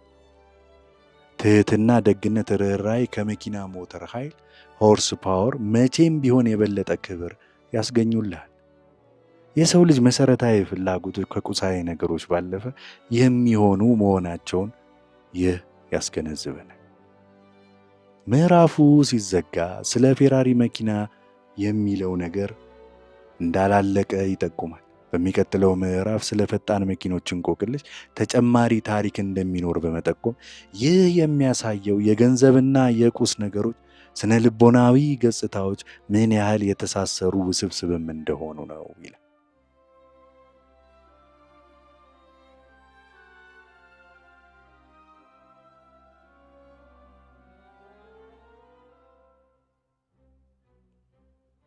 ምዕራፍ 9 ሀብት የማታየው ነገር ነው። Wealth is what you don't see። ገንዘብ ብዙ አስገራሚ ገጽታዎች አይረኒስ እንዳሉት በመጥቀስ ምዕራፉ ይጀምራል። ከነዚህም ውስጥ አንዱና ዋነኛው ሀብት የማታየው ነገር ነው የሚለው ነው። ደራሲው በመኪና ማቆሚያው ሲሰራ ያጋጠመው ነገር የቁሳዊ ገጽታ ከኦክሲጅን በስተቀር ከምንም ነገር በላይ ቅድሚያ በሚሰጠው የ2000ዎቹ አጋማሽ በሎስ አንጀለስ ነበር። አንድ ፌራሪ መኪና ሲነዳ ስታይ ምንም እንኳን ለአሽከርካሪው ብዙ ትኩረት ባትሰጥም የመኪናው ባለቤት ሀብታም እንደሆነ በደም ነፍስ ልታስብ ትችላለህ። ነገር ግን ደራሲው ከነዚህ ሰዎች አንዳንዶቹን ሲያውቃቸው ይህ ሁልጊዜ እውነት እንዳልሆነ ተገንዝቧል። ብዙዎቹ ከገበያቸው ከፍተኛውን በመቶኛ በመኪና ላይ የሚያወጡ መካከለኛ ስኬት ያላቸው ሰዎች ነበሩ። እዩኝ የሚሉት ሮጀር የተባለ የደራሲው ዕድሜ ያለው አንድ ሰው እንደ ምሳሌ ይጠቅሰዋል። ሮጀር ፖርሽ መኪና ይነዳ ነበር። ይህ ሰዎች ስለ እርሱ የተወሰነ ግምት እንዲኖራቸው አድርጓታል። ነገር ግን አንድ ቀን ሮጀር በአሮጌ ሆንዳ መኪና መጣ። በቀጣዩ ሳምንትም እንዲሁ ፖርሽ ምን ሆነ ተብሎ ሲጠየቅ የመኪና ብድሩን ባለመክፈሉ እንደተወረሰበት ያለምንም ሀፍረት ተናገረ። ስለ እርሱ የነበረህ ግምት ሁሉ ስህተት ይሆናል። አየህ፣ ሎስ አንጀለስ በሮጀሮች የተሞላች ናት። $100,000 የሚያወጣ መኪና የሚነዳ ሰው ሀብታም ሊሆን ይችላል። ነገር ግን ስለ ሀብቱ ያለ ብቸኛ መረጃ መኪናውን ከመግዛቱ በፊት ከነበረው $100,000 ያነሰ ገንዘብ እንዳለው ወይም $100,000 የበለጠ ዕዳ እንዳለበት ብቻ ነው። ከዚህ ውጪ ምንም አታውቅም። ሀብትን የምንገመግመው በምናየው ነገር ነው። ምክንያቱም ከፊት ለፊታችን ያለው መረጃ ያ ብቻ ነው። ሰዎችን የባንክ ሂሳብ ወይም የደላላ መግለጫ ማየት እንችላለን። ስለዚህ የገንዘብ ስኬትን ለመገመት በውጫዊ ገጽታችን እንመካለን። መኪናዎች፣ ቤቶች፣ የኢንስታግራም ፎቶዎች ዘመናዊ ካፒታሊዝም ሰዎች እስኪሳካላቸው ድረስ አስመስለው እንዲቆዩ መርዳትን እንደ ትልቅ ኢንዱስትሪ ይቆጥሩታል። ነገር ግን እውነታው ሀብት የማታየው ነገር መሆኑ ሀብት የማታየው ነገር ነው። ሀብት ማለት ያልተገዙ ጥሩ መኪናዎች ናቸው። ያልተገዙ አልማዞች፣ ያልታሰሩ ሰዓቶች፣ የተተዉ ልብሶችና እምቢ የተባሉ የአንደኛ ደረጃ የአውሮፕላን ትኬቶች ናቸው። ሀብት ማለት ገና ወደ ታያቸው ዕቃዎች ያልተለወጡ የፋይናንስ ንብረቶች ናቸው። ስለ ሀብት በዚህ መልኩ አናስብ። ምክንያቱም የማናየውን ነገር መረዳት አንችልምና። ዘፋኟ ሪሃና ከመጠን በላይ በማውጣቷ ልትከስር ተቃርባ የፋይናንስ አማካሪዋን ከሰሰችው። አማካሪዋን ገንዘብን በዕቃዎች ላይ ካዋልሽ የምታገኘው ዕቃዎችን እንጂ ገንዘቡን እንዳልሆነ መንገር ነበረባት እንዴ ነው ጥያቄ በማለት መልሳላታለች። ይህ የሚያሳየው ቀላል የሚመስል የገንዘብ አያያዝ መርህ እንኳን ለብዙዎች ግልጽ ላይሆን እንደሚችል። አብዛኞቹ ሰዎች ሚሊዮነር መሆን እፈልጋለሁ ሲሉ ምናልባት ምን ማለታቸው ነው? $1 ሚሊዮን ማውጣት እፈልጋለሁ ማለት ነው ሊሆን ይችላል። ይህ ደግሞ ሚሊዮነር ከመሆን ፍጹም ተቃራኒ ነው። ሀብታም ለመሆን ብቸኛው መንገድ ያለህን ገንዘብ አለማውጣት። ይህ ሀብት ለማከማቸት ብቸኛው መንገድ ብቻም ሳይሆን የሀብት ትርጉም ይኸው ነው። በሀብታም ወይም ሪችና በባለጠጋ ዌልዚ መካከል ያለው ልዩነትን መረዳት አስፈላጊ ነው። ሀብታም ማለት የአሁኑ ገቢ ነው። ለምሳሌ $100,000 መኪና የሚነዳ ሰው ሀብታም ነው ልንል እንችላለን። ባለጠጋ ግን የተደበቀ ያላወጣኸው ገቢ ነው። ባለጠጋ ወደፊት ሌላ ነገር ለመግዛት የተተወ አማራጭ ነው። እሴቱም አማራጮችን ተለዋዋጭነትንና እድገትን በመስጠት ላይ ነው። ምዕራፉ ሲጠቃለል ብዙ ሰዎች በልባቸው ባለጠጋ መሆን እንደሚፈልጉ ይገልጻሉ። ነፃነት፣ ተለዋዋጭነትን ይፈልጋሉ። ነገር ግን ገንዘብ መኖር ማለት ገንዘብ ማውጣት ነው የሚለው አስተሳሰብ በጣም ስለሰረጸብን በእርግጥ ባለጠጋ ለመሆን የሚያስፈልገውን ቁጥብነት ማየት አንችልም። ይህንን ማየት ስለማንችል ደግሞ ከእሱ መማር ይከብደናል። ዓለም በመጠኑ የሚኖሩ ነገር ግን ባለጠጋ በሆኑ ሀብታም በሚመስሉ ነገር ግን በኪሳራ አፋፍ ላይ ባሉ ሰዎች የተሞላች ነው።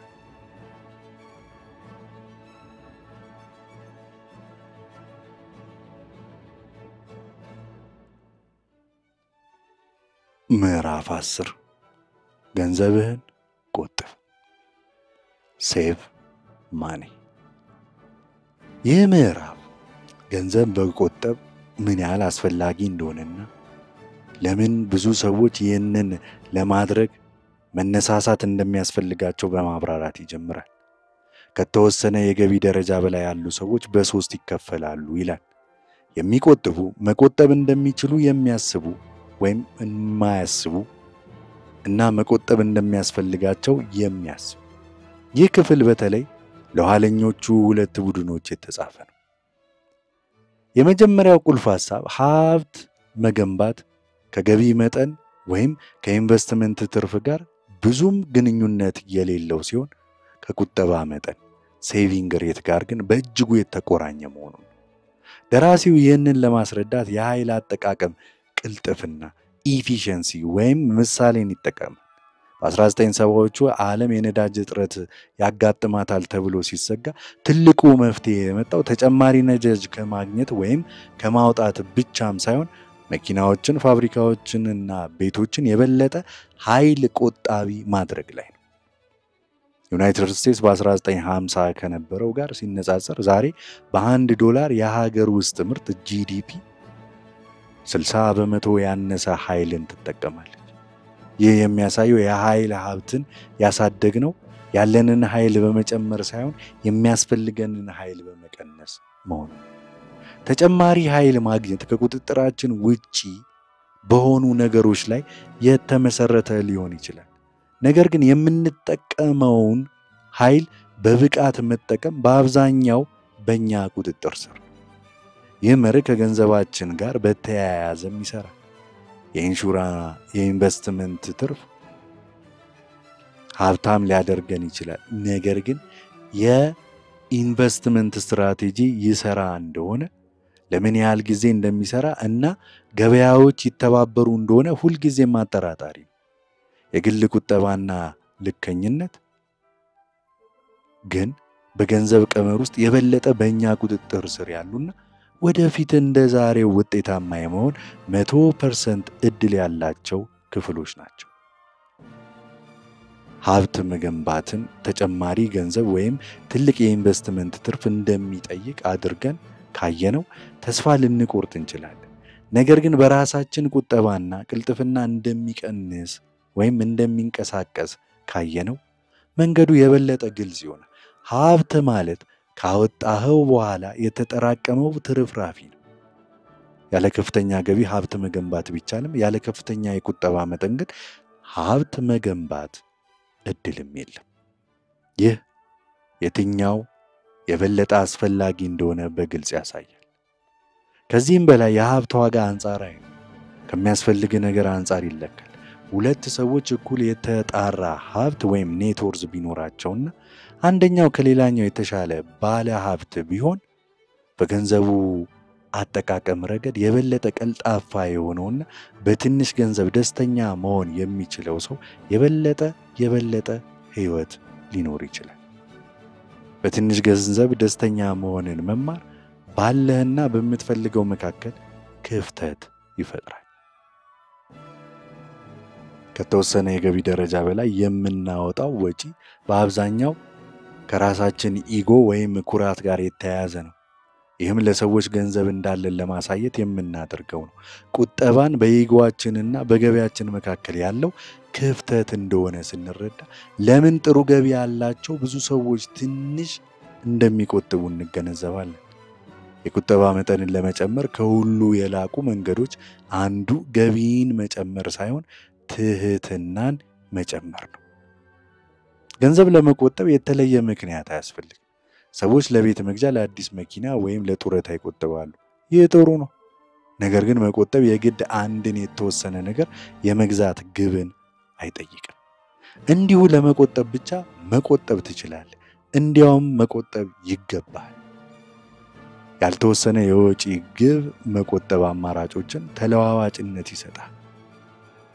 እንድትጠብቅና እድሎችን እንድትጠቀም ያስችላል። ጊዜህን እንድታስብበትና አካሄድህን በራስህ ፍላጎት እንድትቀይር ያስችላል። እያንዳንዱ የቁጠባ ቅንጣት ወደፊት በሌላ ሰው ቁጥጥር ስር ሊሆን ይችል የነበረን ነጥብ መልሰ ለራስህ እንደመስጠት ነው። አያችሁ፣ ምዕራፉ ሲጠቃለል በባንክ የተቀመጠና 0% ወለድ የሚያገኝ ቁጠባ እንኳን የሥራ መስክ ለመቀየር ቀድመህ ጡረታ ለመውጣት ወይም ከጭንቀት ነፃ የመሆን አማራጭ ከሰጠህ እጅግ በጣም ጥሩ ትርፍ ሊያስገኝ ይችላል። ይህ የተደበቀ ትርፍ ሂድን ሪተርን ከጊዜ ወደ ጊዜ ይበልጥ አስፈላጊ እየሆነ መጥቷል። ዓለም ከጊዜ ወደ ጊዜ እየተሳሰረች ስትመጣና የችሎታ ውድድር ዓለም አቀፋዊ ሲሆን ብልህነት ብቻውን አስተማማኝ ጥቅም አይሆንም፣ ግን ትልቅ ጥቅምን ያስገኛል። በጊዜህና በአማራጮች ላይ የበለጠ ቁጥጥር መኖር በዓለም ላይ ካሉ እጅግ ዋጋማ ገንዘቦች አንዱ እንደሆነ ነው።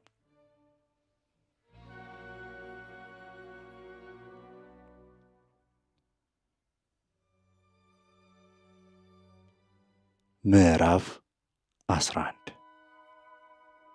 ምክንያታዊነት በሂሳባዊ አመክንዮ ይበልጣል። reasonable greater than rationality።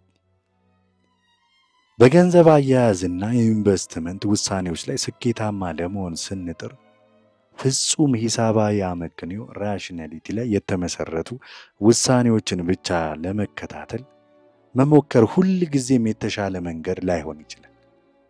የሰው ልጅ እንደ ኮምፒውተር ስሌት ብቻ የሚያንቀሳቅስ ሳይሆን ውስብስብ ስሜቶችን፣ የግል ገጠመኞች ያሉት ፍጡር ነው።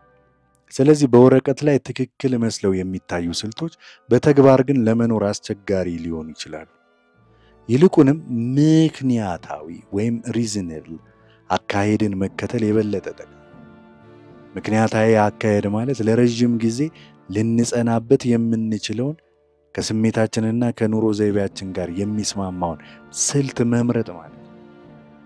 ይህም አንዳንድ ጊዜ ከሂሳባዊ ስሌት አንጻር ትንሽ ዝቅ ያለ ትርፍ ሊያስገኝ ቢችልም የአእምሮ ሰላም ስለሚሰጠን በውሳኔያችን እንድንጸና ስለሚያደርገን የተሻለ ውጤትን ያስገኛል። ደራሲው ይህን ለማስረዳት የጁሊየስ ቫግነር ጃውሬግን ታሪክ ያነሳል። ጃውሬግ በ19ኛው ክፍለ ዘመን የስነ አእምሮ ሐኪም የነበረ ሲሆን ቂጥኝ ወይም ሲፊሊስ የተባለው በወቅቱ መድኃኒት ያልነበረው በሽታ ለማከም ያልተለመደ ዘዴን ተጠቅሟል። ታካሚዎቹ ትኩሳት ካላቸው ሌሎች በሽታዎች ለምሳሌ ወባ ምናምን ሊሆን ይችላል ሲያዙ ከቂጥኝ በሽታቸው የማገገም ዝንባሌ እንዳላቸው ተመለከተ። ይህንን ምልከታ መሰረት በማድረግ ሆን ብሎ ታካሚዎቹን በቀላል የወባ ዝርያ እንዲለከፉ በማድረግ ሰውነታቸው ትኩሳት እንዲያመነጭ አድርጓል። ይህ ትኩሳት የቂጥኝ ባክቴሪያን ለመግደል ይረዳል በሚል እሳቤ ነበር። ምንም እንኳን ይህ አካሄድ በአንዳንድ ታካሚዎች ላይ አደገኛ የሆነ ነገርን ቢከስትም በወቅቱ ከነበረው ምንም አይነት ሕክምና ካለመኖር አንጻር የተወሰነ ስኬትን አስገኝቷል። ለዚህም የኖቤል ሽልማትን አግኝቷል። የትኩሳት ምሳሌ እንደሚያሳየው ምንም እንኳን ትኩሳት ሰውነታችን ኢንፌክሽንን የሚዋጋበት ተፈጥሯዊና ሂሳባዊ መንገድ ቢሆንም ሰዎች ትኩሳትን ምቾት ስለሚነሳቸውና ስለሚያስፈራቸው በተቻለ ፍጥነት ለማጥፋት ይሞክራሉ። መድኃኒት መውሰድን ትኩሳት ማውረጃን ምክንያታዊ ነው፣ ምክንያቱም ስቃዩን ይቀንሳል። ዋናው ቁም ነገር በሽታውን ማዳን ብቻም ሳይሆን በታካሚው ዘንድ ተቀባይነት ባለው መንገድ ማዳን። ይህ መርህ በኢንቨስትመንትም ላይ ይሰራል። በሂሳብ ቀመር ሲሰላ ከፍተኛ ትርፍ ሊያስገኝ የሚችል የኢንቨስትመንት ስልት ሊኖር ይችላል። ነገር ግን ያ ስልት ከፍተኛ ስጋት ወይም ሪስክ ያለበትና ባለ ሀብቱን የሚያስጨንቅ እንቅልፍ የሚነሳ ከሆነ ያ ባለ ሀብት በስልቱ ላይጸና ይችላል። የኖቤል ተሸላሚው ሃሪ ማርኮዊትዝ እንኳን የራሱን ገንዘብ ኢንቨስት ሲያደርግ የፈጠራቸው ውስብስብ የሂሳብ ሞዴሎች የሚያመለክቱት ይልቅ ለወደፊቱ ሊፈጠር የሚችል ጸጸት ለመቀነስ በማሰብ 50-50 በአክሲዮንና በቦንድ ከፋፍሎ አስቀምጧል። ጋዜጠኛ ጄሰን ዝዋይግ እንደተናገረው ሰዎች ሂሳባዊ አመክንዮአዊም ሆነ አመክንዮአዊ ያልሆኑ አይደሉም፣ ይልቁንም ሰው ናቸው። ሰዎች ሂሳባዊ አመክንዮአዊም ሆነ አመክንዮአዊ ያልሆኑ አይደሉም፣ ይልቁንም ሰው ናቸው። ሁል ጊዜ የሚያስፈልገው በላይ ማሰብ አንወድማ። እናም ትኩረታችንን የሚሻሙ ብዙ ነገሮችም አሉብን። ስለዚህ የማርኮዊትዝ አካሄድ የሚያስደንቅ አይደለም፣ እሱ ምክንያታዊ ነበር። ሌላው የሂሳብ አመክንዮአዊ ግን ተግባራዊ ያልሆነ ምሳሌ በየል ዩኒቨርሲቲ ተመራማሪዎች የቀረበ አንድ ጥናት ነው። ወጣት ባለሀብቶች የጡረታ አካውንታቸውን በፍጥነት ለማሳደግ ከራሳቸው ገንዘብ በእጥፍ ተበድረው አክሲዮን ላይ ኢንቨስት እንዲያደርጉ ይመክራል።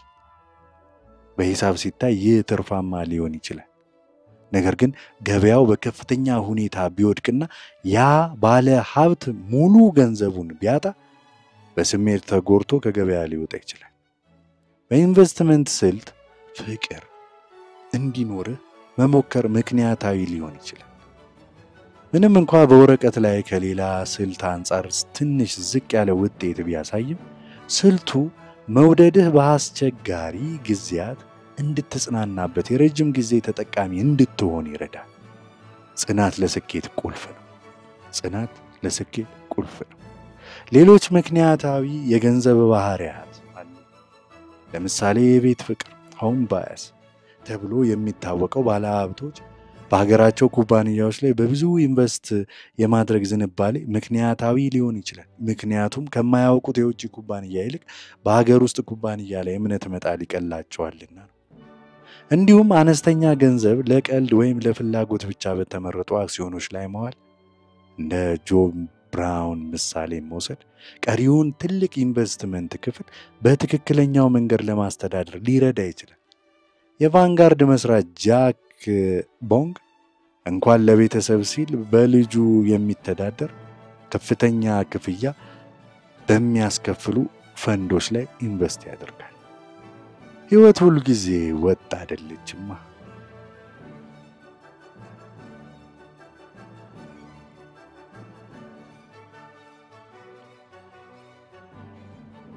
ምዕራፍ 12 ያልተጠበቀ ነገር ሰርፕራይዝ። ታሪክ በተለይም በኢኮኖሚና በኢንቨስትመንት ዓለም የወደፊቱን ለመተንበይ ፍጹም መመሪያ ሊሆን አይችልም።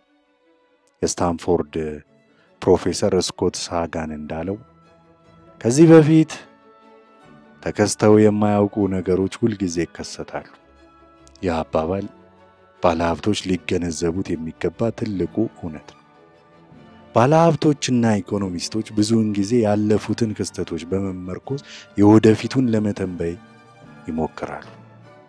ነገር ግን ይህ አካሄድ ታሪክን እንደ ነቢይ የመቁጠር ስህተት ሂስቶሪያንስ አስ ፕሮፌትስ ፋለሲ የሚባል ችግር አለ። የዚህ ስህተት ዋነኛ ምክንያት ኢንቨስትመንት እንደ ፊዚክስ ወይም ሕክምና ያለ የተፈጥሮ ሳይንስ አለመሆኑ።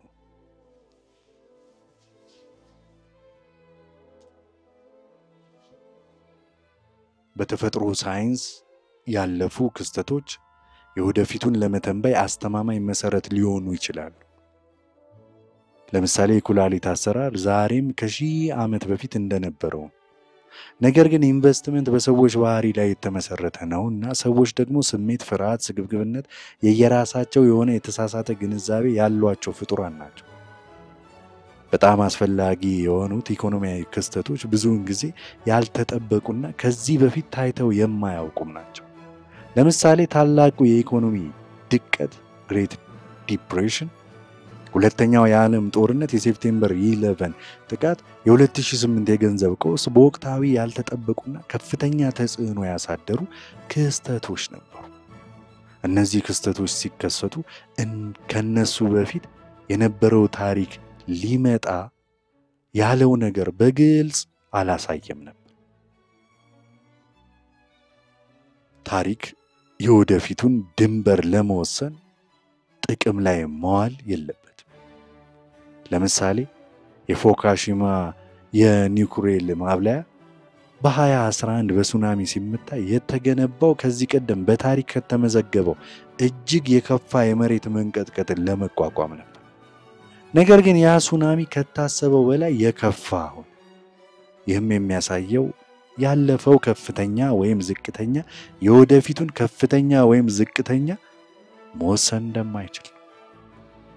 ዳንኤል ካህንማን እንዳሉት ከስህተቶች የምንማረው ትክክለኛ ትምህርት ዓለም ለመተንበይ አስቸጋሪ መሆኗን።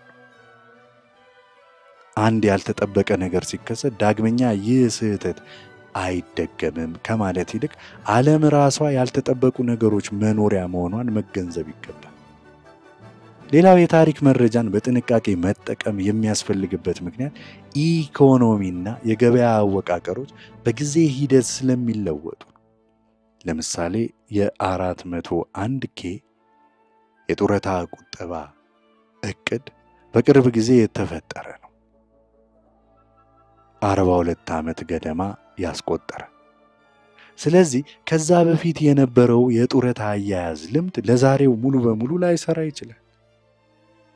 የቬንቸር ካፒታል ኢንዱስትሪ እንዲሁ ባለፉት 25 ዓመታት ውስጥ ከፍተኛ ለውጥን አሳይቷል።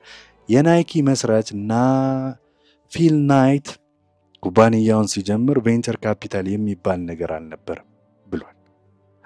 ስለዚህ የዛሬዎቹን የቴክኖሎጂ ኩባንያዎች የገንዘብ ድጋፍ ሁኔታ ከድሮ ጋር ማወዳደር ትክክል ላይሆን ይችላል፣ ትክክልም አይደለም። የቤንጃሚን ግራሃም ዘ ኢንተሊጀንት ኢንቨስተር መጽሐፍ በኢንቨስትመንት ታሪክ ውስጥ ከፍተኛ ተጽዕኖ ካሳደሩ መጽሐፍት አንዱ ነው። ነገር ግን ግራሃም ራሱ በመጽሐፉ ውስጥ ያሰፈራቸውን ቀመሮች፣ ስልቶች በየጊዜው ይከልስና ያሻሽል ነበር። ምክንያቱም ገበያውና የኢንቨስትመንት ሁኔታዎች በየጊዜው ይለዋወጣሉ። ግራሃም በሕይወቱ መጨረሻ አካባቢ ቀደም ሲል ያበረታታው የነበረው ጥልቅ የአክሲዮን ትንተና ስልት እንደ ድሮ ውጤታማ እንዳልሆነ ራሱ ተናግሯል። ስለዚህ ታሪክን ስንመለከት ጠቅለል ያሉ ትምህርቶችን መውሰድ ይገባል። ከስግብግብነት ከፍርሃት ጋር ያላቸው ግንኙነት በውጥረት ጊዜ እንዴት እንደሚያሳዩ፣ ለሽልማትና ለቅጣት እንዴት ምላሽ እንደሚሰጡ ያሉ ሰብአዊ ባህሪያት በጊዜ ሂደት ብዙም አይለወጡ። ነገር ግን አዝማሚያዎች፣ የንግድ ስልቶች፣ የኢንዱስትሪ ዘርፎችና የምክንያት ውጤት ግንኙነቶች በየጊዜው የሚለዋወጡና በሂደት ላይ ያሉ ነገሮች ናቸው። ታሪክ አቅጣጫ ጠቋሚ እንጂ ፍጹም የመንገድ ካርታ አይደለም።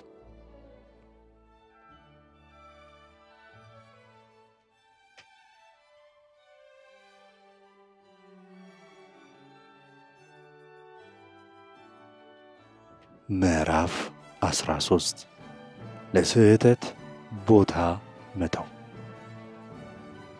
room for error በማንኛውም የገንዘብ ዕቅድ ውስጥ በጣም አስፈላጊ ከሆኑ ነገሮች አንዱ ለስህተት ቦታ መተው ወይም የደህንነት ህዳግ margin of safety መኖር ነው።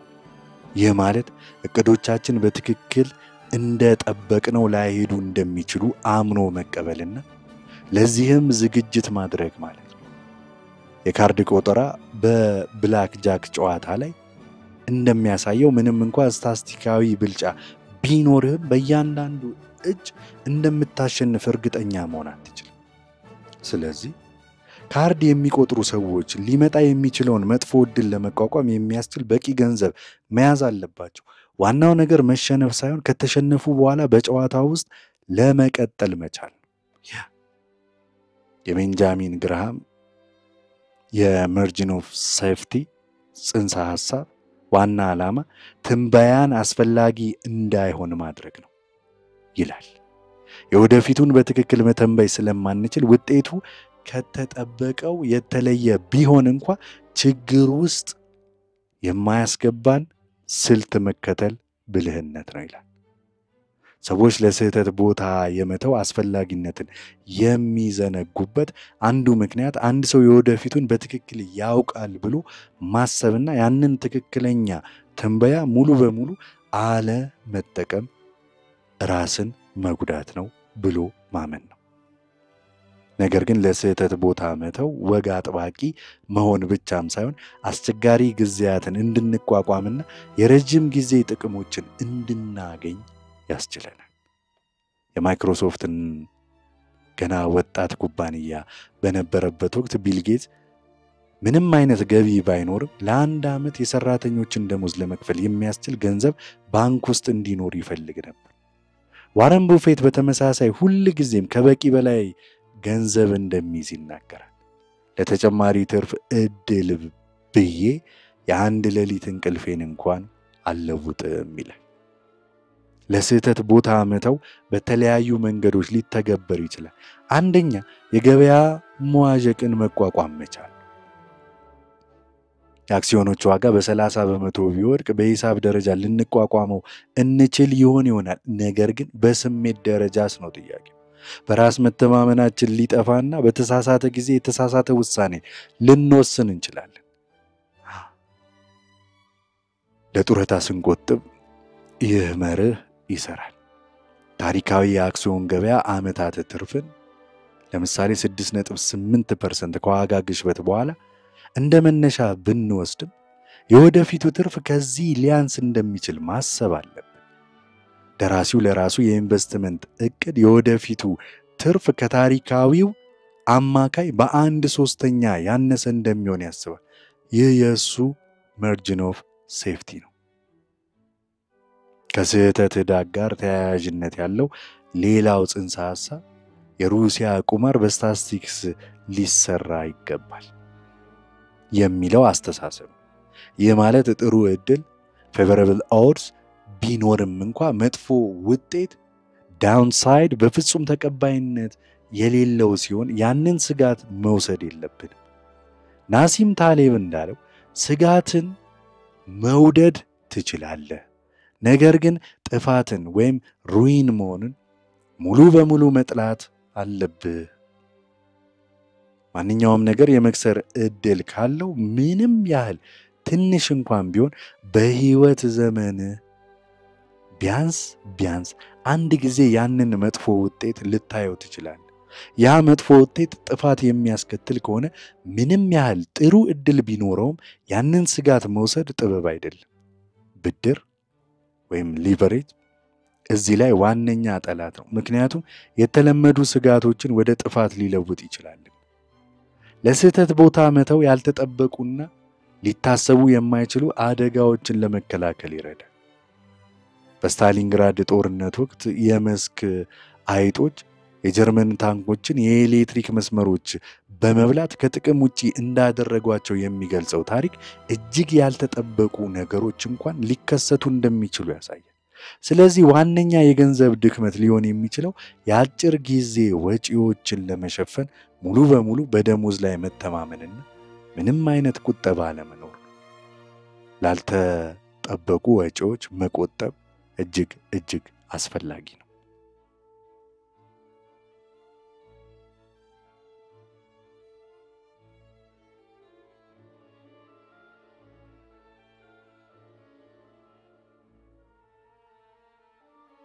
ትለወጣለህ። you will change። የሰው ልጅ ወደፊቱን ማንነቱን በትክክል የመተንበይ ችሎታው አነስተኛ ነው። ዛሬ የምንፈልጋቸው ነገሮች ያሉን ግቦችና ምኞቶች ከጥቂት ዓመታት በኋላ ፈጽሞ ሊለወጡ ይችላሉ። ይህ የታሪክ ፍጻሜ ቅዠት end of history illusion በመባል ይታወቃል። የታሪክ ፍጻሜ ቅዠት ማለት ሰዎች ባለፉት ዓመታት ምን ያህል እንደተለወጡ ቢያውቁም ወደፊት ግን ብዙም እንደማይለወጡ የማሰብ ዝንባሌያቸው ነው። የሃርቫርድ ስነ ልቦና ባለሙያ ዳንኤል ጊልበርት እንዳሉት በእያንዳንዱ የህይወት እርከን ላይ ወደፊት የምንሆነውን ሰው ህይወት በእጅጉ የሚነኩ ውሳኔዎችን እንወስናለን። ከዚያም እነዚያ ሰዎችን ስንሆን ማለትም ወደፊት ስንደርስ ሁልጊዜም በወሰናቸው ውሳኔዎች አንደሰትም። ልድገሙ ይሄን ነገር ተመችቶኛል። በእያንዳንዱ የህይወት እርከን ላይ ወደፊት የምንሆነውን ሰው ህይወት በእጅጉ የሚነኩ ውሳኔዎችን እንወስናለን። ዛሬ የሆነው ትናንትና የወሰንነው ነው አይደል? ከዚያም እነዚያ ሰዎችን ስንሆን ማለትም ወደፊት ስንደርስበት ሁሉ ጊዜ በወሰናቸው ውሳኔዎች አንደሰትም። ይህ በገንዘብ ነክ እቅዶቻችን ላይ ትልቅ ተጽዕኖ አለው። የረጅም ጊዜ የገንዘብ እቅድ ማውጣት አስፈላጊ ቢሆንም የወደፊት ማንነታችን ሊለውጥ እንደሚችል መገንዘብ አለብን። በወጣትነት የምናወጣው የጡረታ እቅድ በጎልማሳነት ጊዜ ከሚኖረን ፍላጎት ሁኔታ ጋር ላይስማማ ይችላል። ለምሳሌ አንድ የ5 ዓመት ልጅ ሲያድግ ትራክተር መንዳት ሊፈልግ ይችላል። ያኔ ያ ለሱ ትልቁ ምኞቱ ነው። በአስራዎቹ ዕድሜ ላይ ሲሆን ደግሞ ጠበቃ መሆን ሊያምረው ይችላል። ከዚያ ጠበቃ ሆኖ ሲሰራ ከቤተሰቡ ጋር የሚያሳልፈው ጊዜ በማጣቱ ሌላ ዝቅተኛ ደሞዝ ያለው ግን የተሻለ ሰዓት ያለው ስራ ሊመርጥ ይችላል። በዩናይትድ ስቴትስ ውስጥ ከኮሌጅ ከተመረቁት ውስጥ 27% ብቻ ከትምህርት መስካቸው ጋር ተያያዥነት ያለው ስራ እንደሚሰሩ የፌዴራል ሪዘርቭ መረጃ ያሳያል። ይህም ሰዎች በወጣትነታቸው ያሰቡት የሥራ መስክ ከጊዜ በኋላ ከፍላጎታቸው ጋር ላይሄድላቸው እንደሚችል ያመለክታል። የረጅም ጊዜ ጥምር እድገት ኮምፓውንዲንግ በተሻለ ሁኔታ የሚሰራው አንድን እቅድ ለብዙ ዓመታት ሳያቋርጡ መተግበር ሲቻል። ይህ ለቁጠባ ብቻም ሳይሆን ለሥራም ሆነ ለማህበራዊ ግንኙነት ይሰራል። ነገር ግን ሰዎች በጊዜ ሂደት ስለሚለወጡ አንድን ነገር ለብዙ አስርተ ዓመታት መፈለግ ወይም መስራት ላይፈልጉ ይችላል። ይህን ችግር ለመቅረፍ አንዱ መንገድ በገንዘብ እቅድ ውስጥ የከረሩ ወይም ጽንፈኛ የሆኑ ውሳኔዎችን ማስወገድ። ለምሳሌ በጣም ዝቅተኛ በሆነ ገቢ ለመኖር ማቀድ ወይም በጣም ከፍተኛ ገቢ ለማግኘት ሌት ተቀን መስራት ወደፊት ለጸጸት ሊዳርጉ ይችላል። የጽንፈኛ እቅዶች ጥቅሞች በጊዜ ሂደት እየደበዘዙ ሲሄዱ ጉዳታቸውም ግን የጸጸት ምንጭ ሊሆን ይችላል።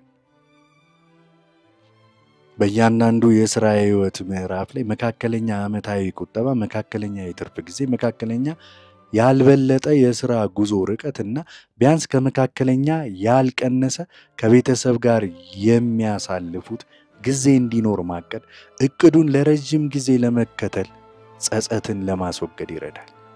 ሚዛናዊነት ጽናትን ያበረታታል። አእምሮአችንን የመለወጥ እውነታን መቀበልም አስፈላጊ ነው። በ18 ዓመታችን የመረጥነው የሥራ መስክ በጡረታ ዕድሜያችንም እንደሚያስደስተን ማሰብ ከእውነታውም የራቀ ሊሆን ይችላል። ስለዚህ አንድ እቅድ ወይም የሥራ መስክ ከኛ ማንነት ጋር እንደማይሄድ ከተሰማን በተቻለ ፍጥነት ለውጥ ማድረግ ብልህነት ነው። የሰመጡ ወጪዎች sunk costs ተጽዕኖ ውስጥ መውደቅ የለብንም። የሰመጠ ወጪ ማለት ላለፈው ጥረት ስንል የተሳሳተ ውሳኔ ላይ መቆየት ማለት ነው። ዳንኤል ካህንማን እንዳለው ምንም የሰመጠ ወጪ የለኝም ብሎ ማሰብና ያለፈውን ትቶ እንደ አዲስ መጀመር መቻል ትልቅ ጥቅም አለው። ያለፈ ማንነታችን የወደፊት ማንነታችንን እንዲቆጣጠረው መፍቀድ የለብንም።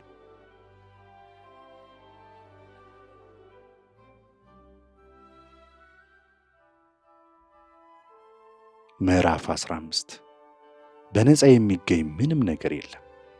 nothing is free። በሕይወት ውስጥ ዋጋ ያለው ማንኛውም ነገር የራሱ የሆነ መከፈል ያለበት ዋጋ አለው።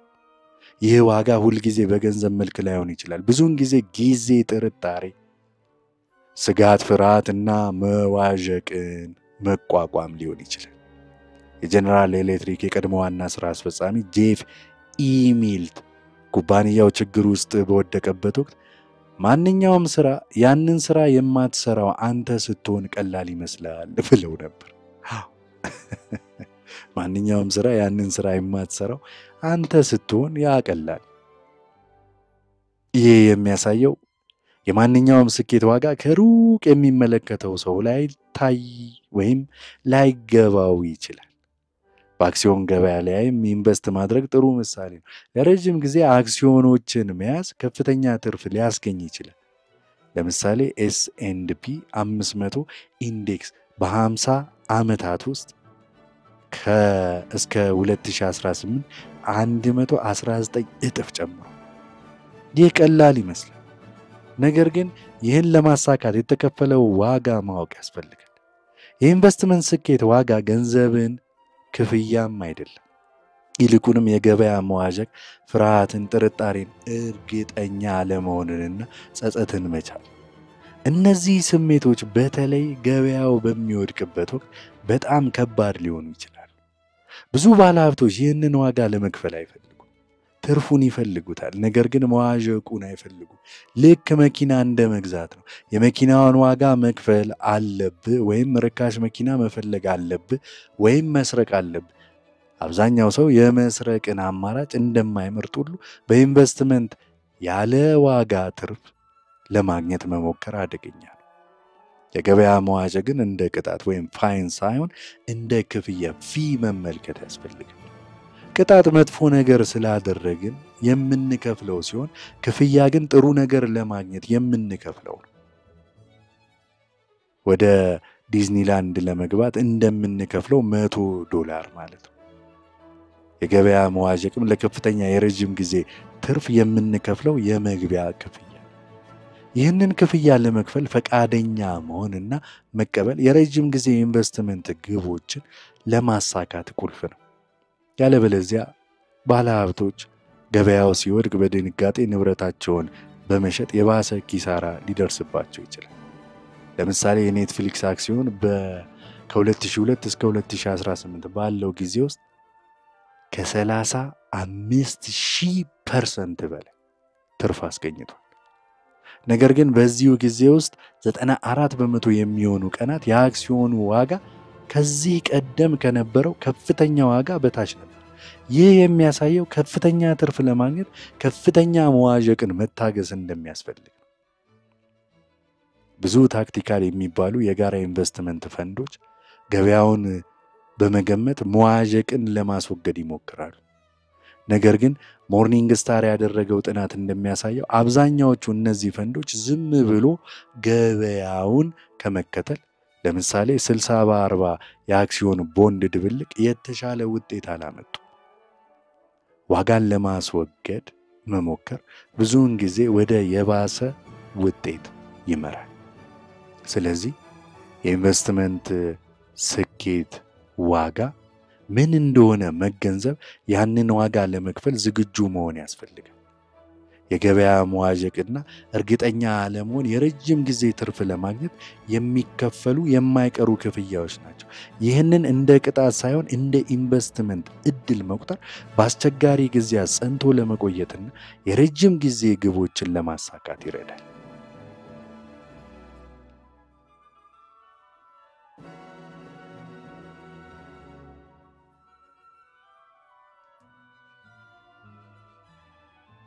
ምዕራፍ 16 አንተና እኔ። በገንዘብ ነክ ውሳኔዎች ላይ ስንወስን ሌሎች ባለሀብቶች ከሚወስዷቸው እርምጃዎች ፍንጭ መውሰድ አደገኛ ሊሆን ይችላል። ምክንያቱም እያንዳንዱ ባለሀብት የተለየ የፋይናንስ ጨዋታ እየተጫወተ ሊሆን ይችላልና። አንድ ንብረት ምክንያታዊ ዋጋ በተለያዩ ባለሀብቶች ዘንድ የተለያየ ሊሆን ይችላል። ይህ እንደየባለሀብቱ ግብና የጊዜ ገደብ ይወሰናል። ለምሳሌ የጉግል አክሲዮን ዋጋ ለ30 ዓመት ኢንቨስት ለሚያደርግ ሰው እና ለአንድ ቀን ነጋዴ ዴይ ትሬደር የተለያየ ትርጉም አለ። የአጭር ጊዜ ነጋዴዎች የአንድን አክሲዮን መሰረታዊ ዋጋ ፋንዳሜንታል ቫልዩ ላይ ብዙም ትኩረት ላያደርጉ ይችላል።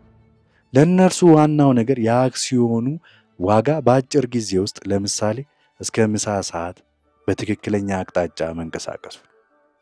የኢኮኖሚ አረፋዎች ወይም በብልስ የሚፈጠሩት የአጭር ጊዜ ትርፍ እንቅስቃሴ ሞመንተም ብዙ ገንዘብ ሲስብና የባለሀብቶች ስብጥር ከረጅም ጊዜ ባለሀብቶች ወደ አጭር ጊዜ ነጋዴዎች ሲቀየር ሂደት ራሱን ያጠናክራል። የአጭር ጊዜ ነጋዴዎች ዋጋ ሲገፉ ተጨማሪ ነጋዴዎችን ይስባል።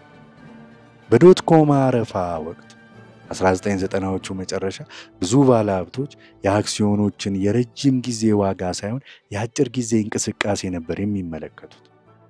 የጋራ ኢንቨስትመንት ፈንዶች እንኳን በአማካይ በአመት 120% የአክሲዮን ሽያጭ ገዢ ተርን ኦቨር ነበራቸው። ይህ ማለት በአማካይ ለ8 ወራት ብቻ አንድን አክሲዮን ይይዙ ነበር ማለት ነው። በ2000ዎቹ አጋማሽ የነበረው የቤት ዋጋ አረፋም ተመሳሳይ ነበር። ብዙ ሰዎች ቤት የሚገዙት ለረጅም ጊዜ ለመኖር ሳይሆን በአጭር ጊዜ ውስጥ ዋጋው ሲጨምር መልሰው ለመሸጥ ፍሊፒንግ ነበር።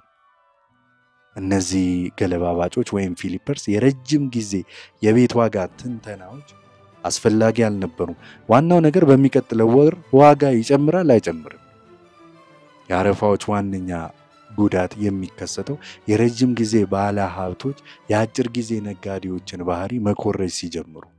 ለምሳሌ በ1999 የሲስኮ አክሲዮን ዋጋ $60 ደርሶ የኩባንያው ጠቅላላ ዋጋ $600 ቢሊዮን ሲገመት ይህ ለረጅም ጊዜ ባለሀብት እብደት ሊመስል ይችላል። ነገር ግን ለአጭር ጊዜ ነጋዴዎች ትርጉም ሊኖረው ይችላል። ችግሩ የሚፈጠረው የረጅም ጊዜ ግብ ያለው ባለሀብት የአጭር ጊዜ ነጋዴዎች በሚፈጥሩት የዋጋ ንረት ተታሎ የራሱን የጊዜ ገደብና ግብ ከግምት ሳያስገባ ሲገባበት ዋጋዎች ሲወድቁ የአጭር ጊዜ ነጋዴዎች ከጨዋታው ሲወጡ የረጅም ጊዜ ባለሀብቶች ከፍተኛ ኪሳራ ሊደርስባቸው ይችላል። ይህ መርህ ከኢንቨስትመንት ውጪ በሆነ የገንዘብ ውሳኔዎች ላይ ይሰራል። ለምሳሌ የምንገዛቸው የቅንጦት ዕቃዎች ብዙውን ጊዜ በሌሎች ሰዎች ግዢና በአድናቆታቸው ላይ ተጽዕኖ ይደረግባቸዋል። ነገር ግን የሌሎችን ወጪ ስንመለከት የእነሱን ግብ፣ ስጋት እና ምኞት አናይ።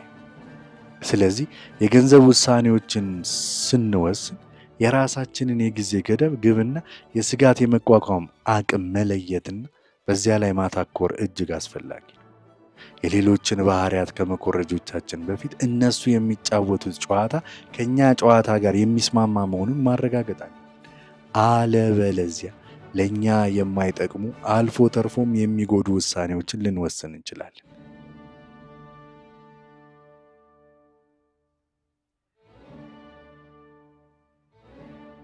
ምዕራፍ 17 የተስፋ መቁረጥ አጓጊነት።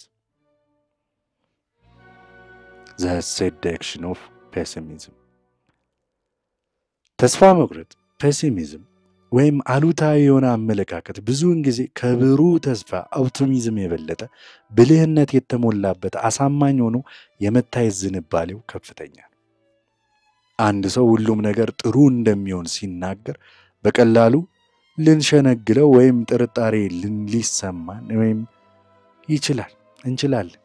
ነገር ግን አንድ ሰው ስለሚመጣ አደጋ ሲያስጠነቅቀን የበለጠ ትኩረትን እንሰጣለን። ለዚህ አንዱ ምክንያት የሰው ልጅ የዝግመተ ለውጥ ታሪክ ነው። ለአደጋ የበለጠ ትኩረት የሚሰጡና ጥንቃቄ የሚያደርጉ ፍጥረታት በህይወት የመትረፍና ዘራቸውን የማስቀጠል እድላቸው ከፍ ያለ ነበርና ስለዚህ አእምሮአችን ለመጥፎ ዜና የበለጠ ስሜታዊ እንዲሆን ሆኖ ተቀርጿል። ሌላው ምክንያት ገንዘብ ነክ ጉዳዮች ሁሉንም ሰው የሚመለከቱ መሆናቸው ላይ ነው። የአየር ሁኔታ ትንበያ በአንድ አካባቢ ብቻ የተወሰነ ሊሆን ይችላል። ነገር ግን የኢኮኖሚ ቀውስ ወይም ገበያ መውደቅ ሁሉንም ሰው ሊጎዳ ይችላል። ስለዚህ ስለነዚህ ጉዳዮች የሚነገሩ አሉታዊ ትንበያዎች የብዙዎችን ትኩረት ይስባል። ተስፋ መቁረጥ ብዙውን ጊዜ እድገት ቀስ በቀስ የሚመጣ ሲሆን፣ ጥፋት ግን በፍጥነት ሊከሰት ስለሚችል የበለጠ ትኩረት ይስባል። ጥሩ ነገር ቀስ በቀስ ይገነባል፣ መጥፎ ነገር ግን በአንድ ጀንበር ሊፈርስ ይችላል። ለምሳሌ አንድ የሕክምና ግኝት የልብ በሽታን ሞት በ50 ዓመት ወይም በ70% ሊቀንስ ይችላል። ይህ እጅግ ትልቅ ስኬት ቢሆንም ቀስ በቀስ ስለሚከሰት ብዙም ትኩረት ላያገኝ ይችላል። በአንጻሩ አንድ የአውሮፕላን አደጋ በአንድ ቀን በመቶዎች የሚቆጣጠሩ ሰዎችን ሕይወት ሊቀጥፍና ሰፊ የሚዲያ ሽፋንን ሊያገኝ ይችላል። በተመሳሳይ በንግድ ዓለም ውስጥ የአንድ ኩባንያ ስኬት ለመገንባት ዓመታት ሊፈጅ ይችላል። ውድቀቱ ግን በአጭር ጊዜ ውስጥ ሊከሰት ይችላል። በኢንቨስትመንት የገበያ በ6 ወራት ውስጥ 40% ቢወድቅ ከፍተኛ ትኩረትና ምርመራ ሊያስነሳ ይችላል። ነገር ግን በ6 ዓመታት ውስጥ በ140% ቢያድግ ብዙም ላይስተዋል ይችላል።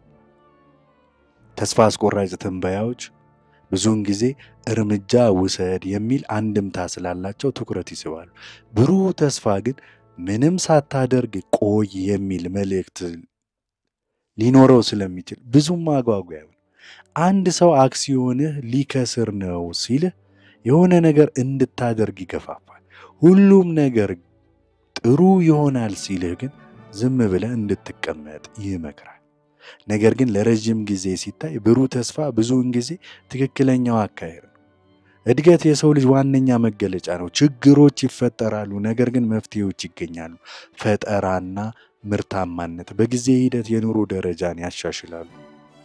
ተስፋ መቁረጥ በአጭር ጊዜ ክስተቶችን ከረጅም ጊዜ አዝማሚያዎች ጋር ሊያደነጋግራቸው ይችላል።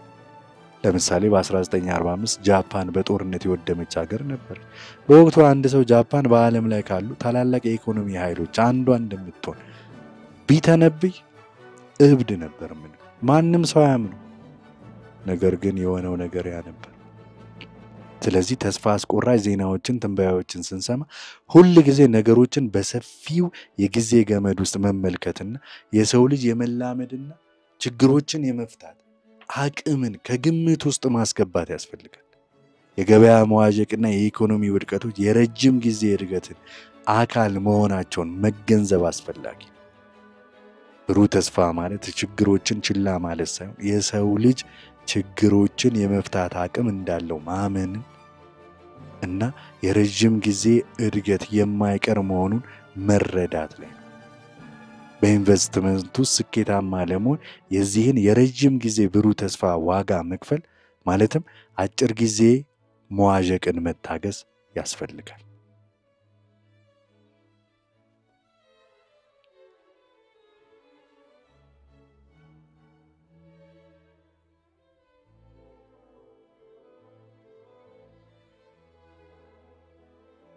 ምዕራፍ 18 ማንኛውንም ነገር ስታምን ይላል።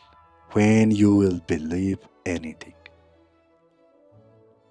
ሰዎች አንድን ነገር እውነት እንደሚሆንላቸው በጠነከረ ሁኔታ ሲፈልጉ ያንን ፍላጎታቸውን የሚያረጋግጡ ታሪኮችን የማመን ዕድላቸው ከፍ እያለ ነው። ይህ በገንዘብ ነክ ጉዳዮች ላይ በስፋት የሚታይ ክስተት ነው። ደራሲው ይህንን አጓጊ ልብ ወለዶች appealing fictions ብሎ ይጠራቸዋል። እነዚህ ልብ ወለዶች የምንፈልገውን ውጤት ለማግኘት ያለን ከፍተኛ የሆነ ፍላጎት የሚመግቡና ክፍተቶችን ለመሙላት የምንፈጥራቸው ታሪኮች ናቸው። ለምሳሌ በ2008 የገንዘብ ቀውስ ወቅት የዩናይትድ ስቴትስ ኢኮኖሚ ከፍተኛ ጉዳት ደርሶበት ነበር።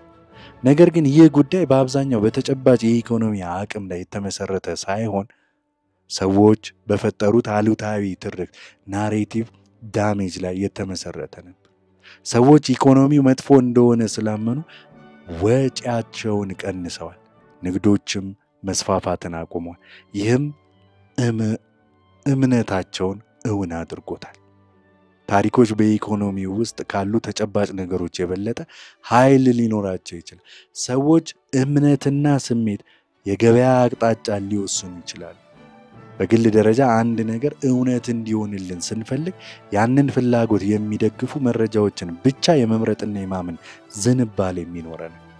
ለምሳሌ አንድ ባለሀብት አንድን የአክሲዮን ዋጋ መጨመር አጥብቆ የሚፈልግ ከሆነ ስለዚያ አክሲዮን የሚነግሩትን መልካም ዜናዎች ብቻ ሊሰማና አሉታዊ መረጃዎችን ችላ ሊላቸው ይችላል። ይህ ችግር የሚፈጠረው በተለይ ውስን መረጃ ሲኖረንና ከፍተኛ እርግጠኛ አለመሆን ሲያጋጥመን።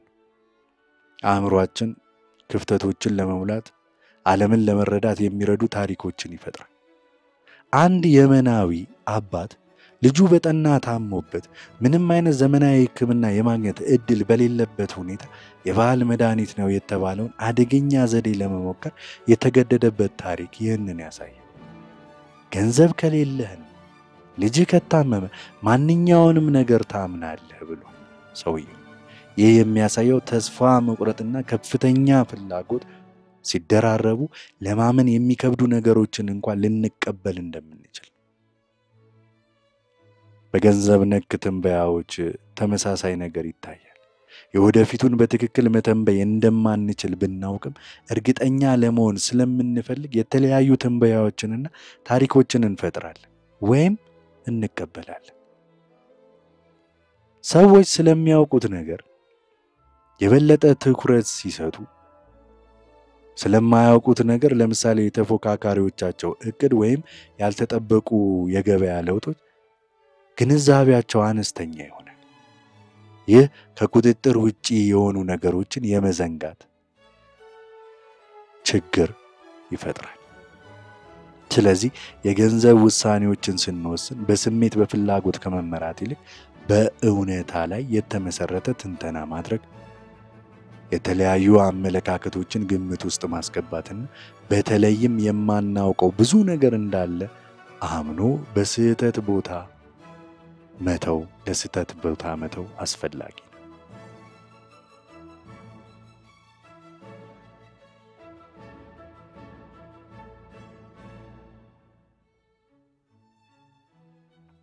ምዕራፍ 19 ሁሉም በአንድነት all together now። ይህ ምዕራፍ በመጽሐፍ ውስጥ የተብራሩትን ዋና ዋና የገንዘብ ስነ ልቦናዊ መርሆች በማጠቃለል ተግባራዊ ምክሮችን ይሰጣል። የመጀመሪያው ምክር ትህትናን ማዳበር። ስኬት ሲገኝ ትሁት መሆን፣ ነገሮች ሲበላሹ ደግሞ ራስን ሌሎችን ይቅር ማለት ያስፈልጋል።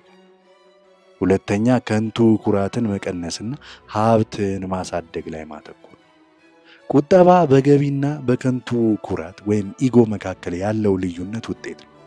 ብዙ ሰዎች ገንዘብ የሚያወጡት ሌሎችን ለማስደመም ወይም ከሌሎች ላለማነስ፣ ይህ ደግሞ ሀብት እንዳይገነባ ያግዳል። ሶስተኛ በሰላም የሚያስተኛንን የገንዘብ አያያዝ መከተል ነው። ከፍተኛ ትርፍ ከማሳደድ ይልቅ የአእምሮ ሰላምን ማስቀደም ይገባል። ይህም ለእያንዳንዱ ሰው የተለያየ ሊሆን ይችላል። ዋናው ነገር ከራስ እሴቶችና ከስጋት የመቋቋም አቅም ጋር የሚስማማ መሆኑ ላይ ነው። አራተኛ የጊዜ ኃይልን መጠቀም ነው። በኢንቨስትመንት ውስጥ ጥምር እድገት ኮምፓውንዲንግ እንዲሰራ ጊዜ ቁልፍ ነው። ስለዚህ ገና ከወጣትነት ጀምሮ መቆጠብና ኢንቨስት ማድረግ ትልቅ ለውጥ ያመጣል። አምስተኛ ብዙ ነገሮች ስህተት ሊሆኑ እንደሚችሉ መቀበልና ከጥቂት ስኬቶች ብዙ ጥቅም ማግኘት መቻል። በኢንቨስትመንትም ሆነ በንግድ አብዛኛዎቹ ሙከራዎች ላይሳኩ ይችላሉ። ነገር ግን ጥቂቶች ስኬቶች የብዙዎቹን ኪሳራዎች ሊሸፍኑና ከፍተኛ ትርፍ ሊያስገኙ ይችላሉ። ይህ የጅራት ክስተት ወይም ቴል ኢቨንት ይባላል።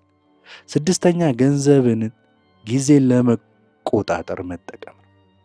የገንዘብ ትልቁ ጥቅም የምንፈልገውን ነገር በምንፈልገው ጊዜ ከምንፈልጋቸው ሰዎች ጋር ለምንፈልገው ያህል ጊዜ እንድናደርግ ነፃነትን መስጠቱ። ይህ ከቁሳዊ ሀብት የበለጠ ዋጋ ያለው ነገር። ሰባተኛ ደግና ያልተጋነነ መሆን። ሰዎች የሚያደንቁን በምንነዳው መኪና ወይም በምንለብሰው ልብስ ሳይሆን በደግነታችን፣ በትህትናችን። ከቁሳዊ ነገሮች ይልቅ በሰብአዊ ግንኙነቶች ላይ ማተኮር የበለጠ እርካታን ያስገኛል። ስምንተኛ መቆጠብ። ምንም እንኳን ለምን እንደምንቆጥብ የተለየ ምክንያት ባይኖረንም መቆጠብ አስፈላጊ ነው። ቁጠባ ያልተጠበቁ ክስተቶችን ለመቋቋምና ወደፊት የሚመጡ ዕድሎችን ለመጠቀም ያስችለናል። ዘጠነኛ የስኬትን ዋጋ ማወቅና ለመክፈል ዝግጁ መሆን። በኢንቨስትመንት ውስጥ ስኬት ለማግኘት መዋዠቅን፣ ጥርጣሬንና ፍርሃትን መታገስ የግድ ነው።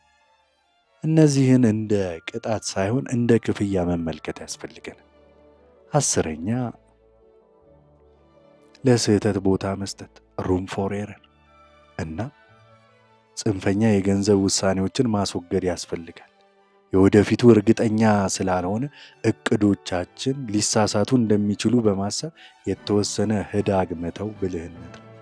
እንዲሁም የራስን ፋይናንስ ጨዋታ መለየትና የገንዘብ ዓለም ውስብስብ መሆኑን መቀበል ያስፈልጋል።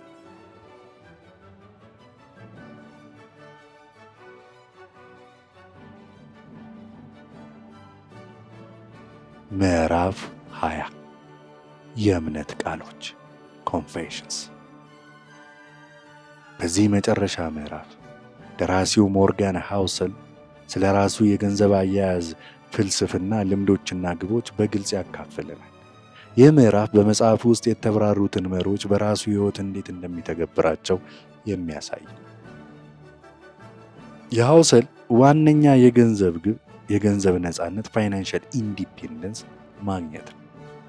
ለሱ ነፃነት ማለት ጊዜውን እንደፈለገ የመቆጣጠር ችሎታ ነው።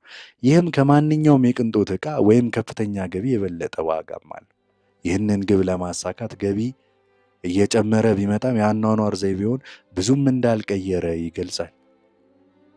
የግብ ልጥፎች እንዳይዘዋወሩ ጎል ፖስትስ ፍሮም ሙቪንግ ከፍተኛ ጥረት ያደርጋል። ይህም ማለት ፍላጎቱን ከገቢው ጋር አብሮ እንዳያድግ ይቆጣጠራል ማለት ነው። ከፍተኛ የቁጠባ መጠን ሃይ ሴቪንግ ሬት እንዳለው ይናገራል። ቁጠባ ለሀብት ግንባታ በጣም አስፈላጊ ነገር እንደሆነም ያምናል። ምክንያቱም ከኢንቨስትመንት ትርፍ የበለጠ በቁጥጥራችን ስር ነውና። አብዛኛውን ገንዘቡን ዝቅተኛ ወጪ ባላቸው የጋራ ኢንቨስትመንት ፈንዶች ኢንዴክስ ፈንድ ላይ ኢንቨስት ያደርጋል። ይህንን የሚያደርገው ንቁ የአክሲዮን ምርጫ ከባድና በአብዛኛው ከገበያ የተሻለ ውጤት የማያስገኝ መሆኑን ስለሚያምን የራሱን ቤት ያለ ብድር ወይም ሞርጌጅ መግዛቱ ይገልጻል።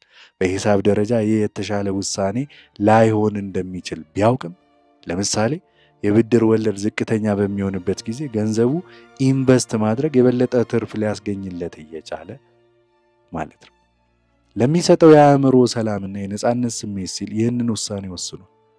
ይህ ምክንያታዊነት ከሂሳባዊ አመክንዮ ይበልጣል የሚለውን መርህ የሚያንጸባርቅ፣ ስለ ወደፊቱ የገበያ እንቅስቃሴ ምንም አይነት ትንበያ እንደሌለውና ለመተንበይ እንደማይሞክርም ይናገራል። ይልቁንም በረጅም ጊዜ የዓለም ኢኮኖሚ እድገት ላይ እምነት እንዳለውና ኢንቨስትመንት ስልቱም በዚሁ ላይ የተመሰረተ ሊሆን እንደሚችል ያብራራል። ለልጆቹ የኮሌጅ ትምህርት በ529 የቁጠባ እቅዶች በኩል እንደሚቆጥብ ይጠቅሳል። ነገር ግን ዋናው ትኩረቱ የራሱን የገንዘብ ነፃነት ማረጋገጥ ላይ ነው። ምክንያቱም ያ ከተሳካ ለልጆቹ የተሻለ ድጋፍ መስጠት እንደሚችል ያምናልና። የሱ የገንዘብ አያያዝ ስልት እጅግ ቀላል እንደሆነና ውስብስብ መሆን እንደሌለበት ያምናል። ለሱ የሚሰራው ስልት ለሌላ ሰው ላይሰራ እንደሚችል ይገነዘባል። ዋናው ነገር እያንዳንዱ ሰው የራሱን ግብ፣ የስጋት አቅምና የጊዜ ገደብ ግምት ውስጥ ያስገባ ስልት መከተሉ ነው። በመጨረሻ ማንም ሰው በገንዘብ ነክ ጉዳዮች ላይ እብድ እንዳልሆነ ያሰምርበታል። እያንዳንዱ ሰው በራሱ ልምድና ሁኔታ ላይ ተመርኩዞ ውሳኔ እንደሚሰጥና ዋናው ነገር ከራስ ጋር ታማኝ መሆንና ሰላም የሚያስተኛን የገንዘብ ሕይወት መምራት እንደሆነ በማሳሰብ ምዕራፉን ይደመድማል።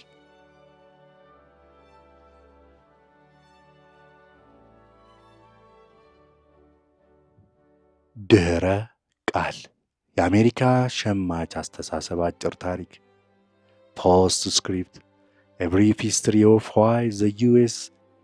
consumer thinks the way they do ይህ ክፍል ከሁለተኛው የዓለም ጦርነት ማብቂያ ጀምሮ የአሜሪካ ሸማቾች ስለ ገንዘብ ያላቸው አስተሳሰብ እንዴት እንደተቀረጸ በአጭሩ ይተነትናል።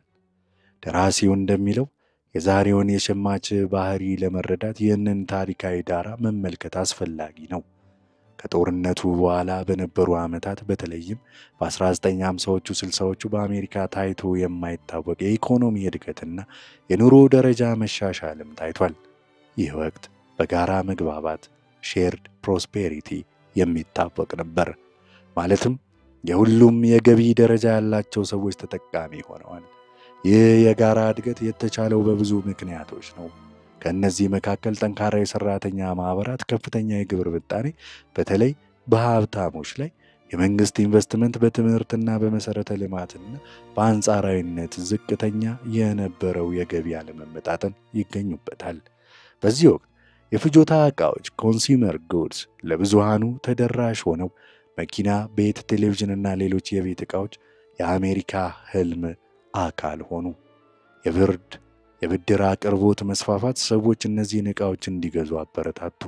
ነገር ግን ከ1970ዎቹ መጨረሻ በተለይም 1980ዎቹ ጀምሮ ሁኔታዎች መለወጥ ጀመሩ። የገቢ አለመመጣጠን በከፍተኛ ሁኔታ መጨመር ጀመረ። የሀብታሞች ገቢ ሲያሻቅብ፣ የመካከለኛ ገቢ ያላቸው ሰዎች ገቢ ግን ብዙም አልጨመረም ወይም እንዳለ ቆመ። ይህ የገቢ አለመመጣጠን እየሰፋ ሲሄድ የጎረቤት እኩል የመኖር ኪፒንግ አፕ ዊዝ ጆንስ ፍላጎት ግን አልቀነሰም። ብዙ ሰዎች የኑሮ ደረጃቸው ከሀብታሞች አንጻር እየራቀ ቢሄድም ተመሳሳይ የፍጆታ ባህሪን ለመቀጠል ሞክረዋል። ይህንን ለማድረግ አንዱ መንገድ ዕዳን መጠቀም ነበር። የክሬዲት ካርድ ዕዳ፣ የተማሪ ብድር፣ ሌሎችም ብድር አይነቶች በከፍተኛ ሁኔታ ጨምረዋል።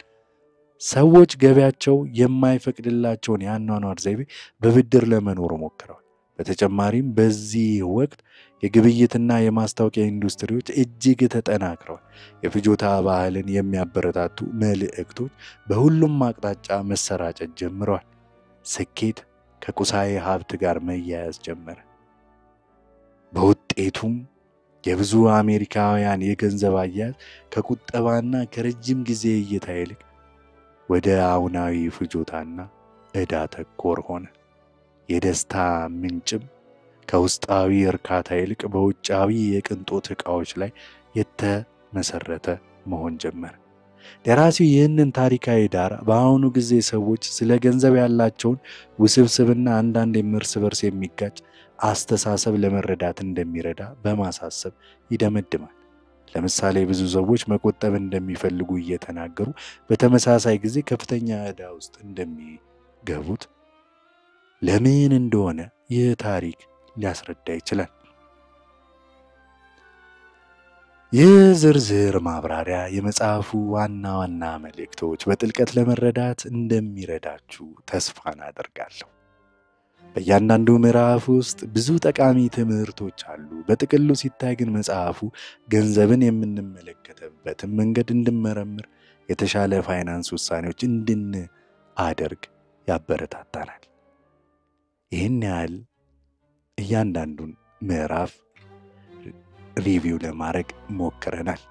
ቻናላችንን ሰብስክራይብ፣ ላይክ፣ ኮሜንት፣ ሼር ያድርጉ። እናመሰግናለን። እንቀጥላለን።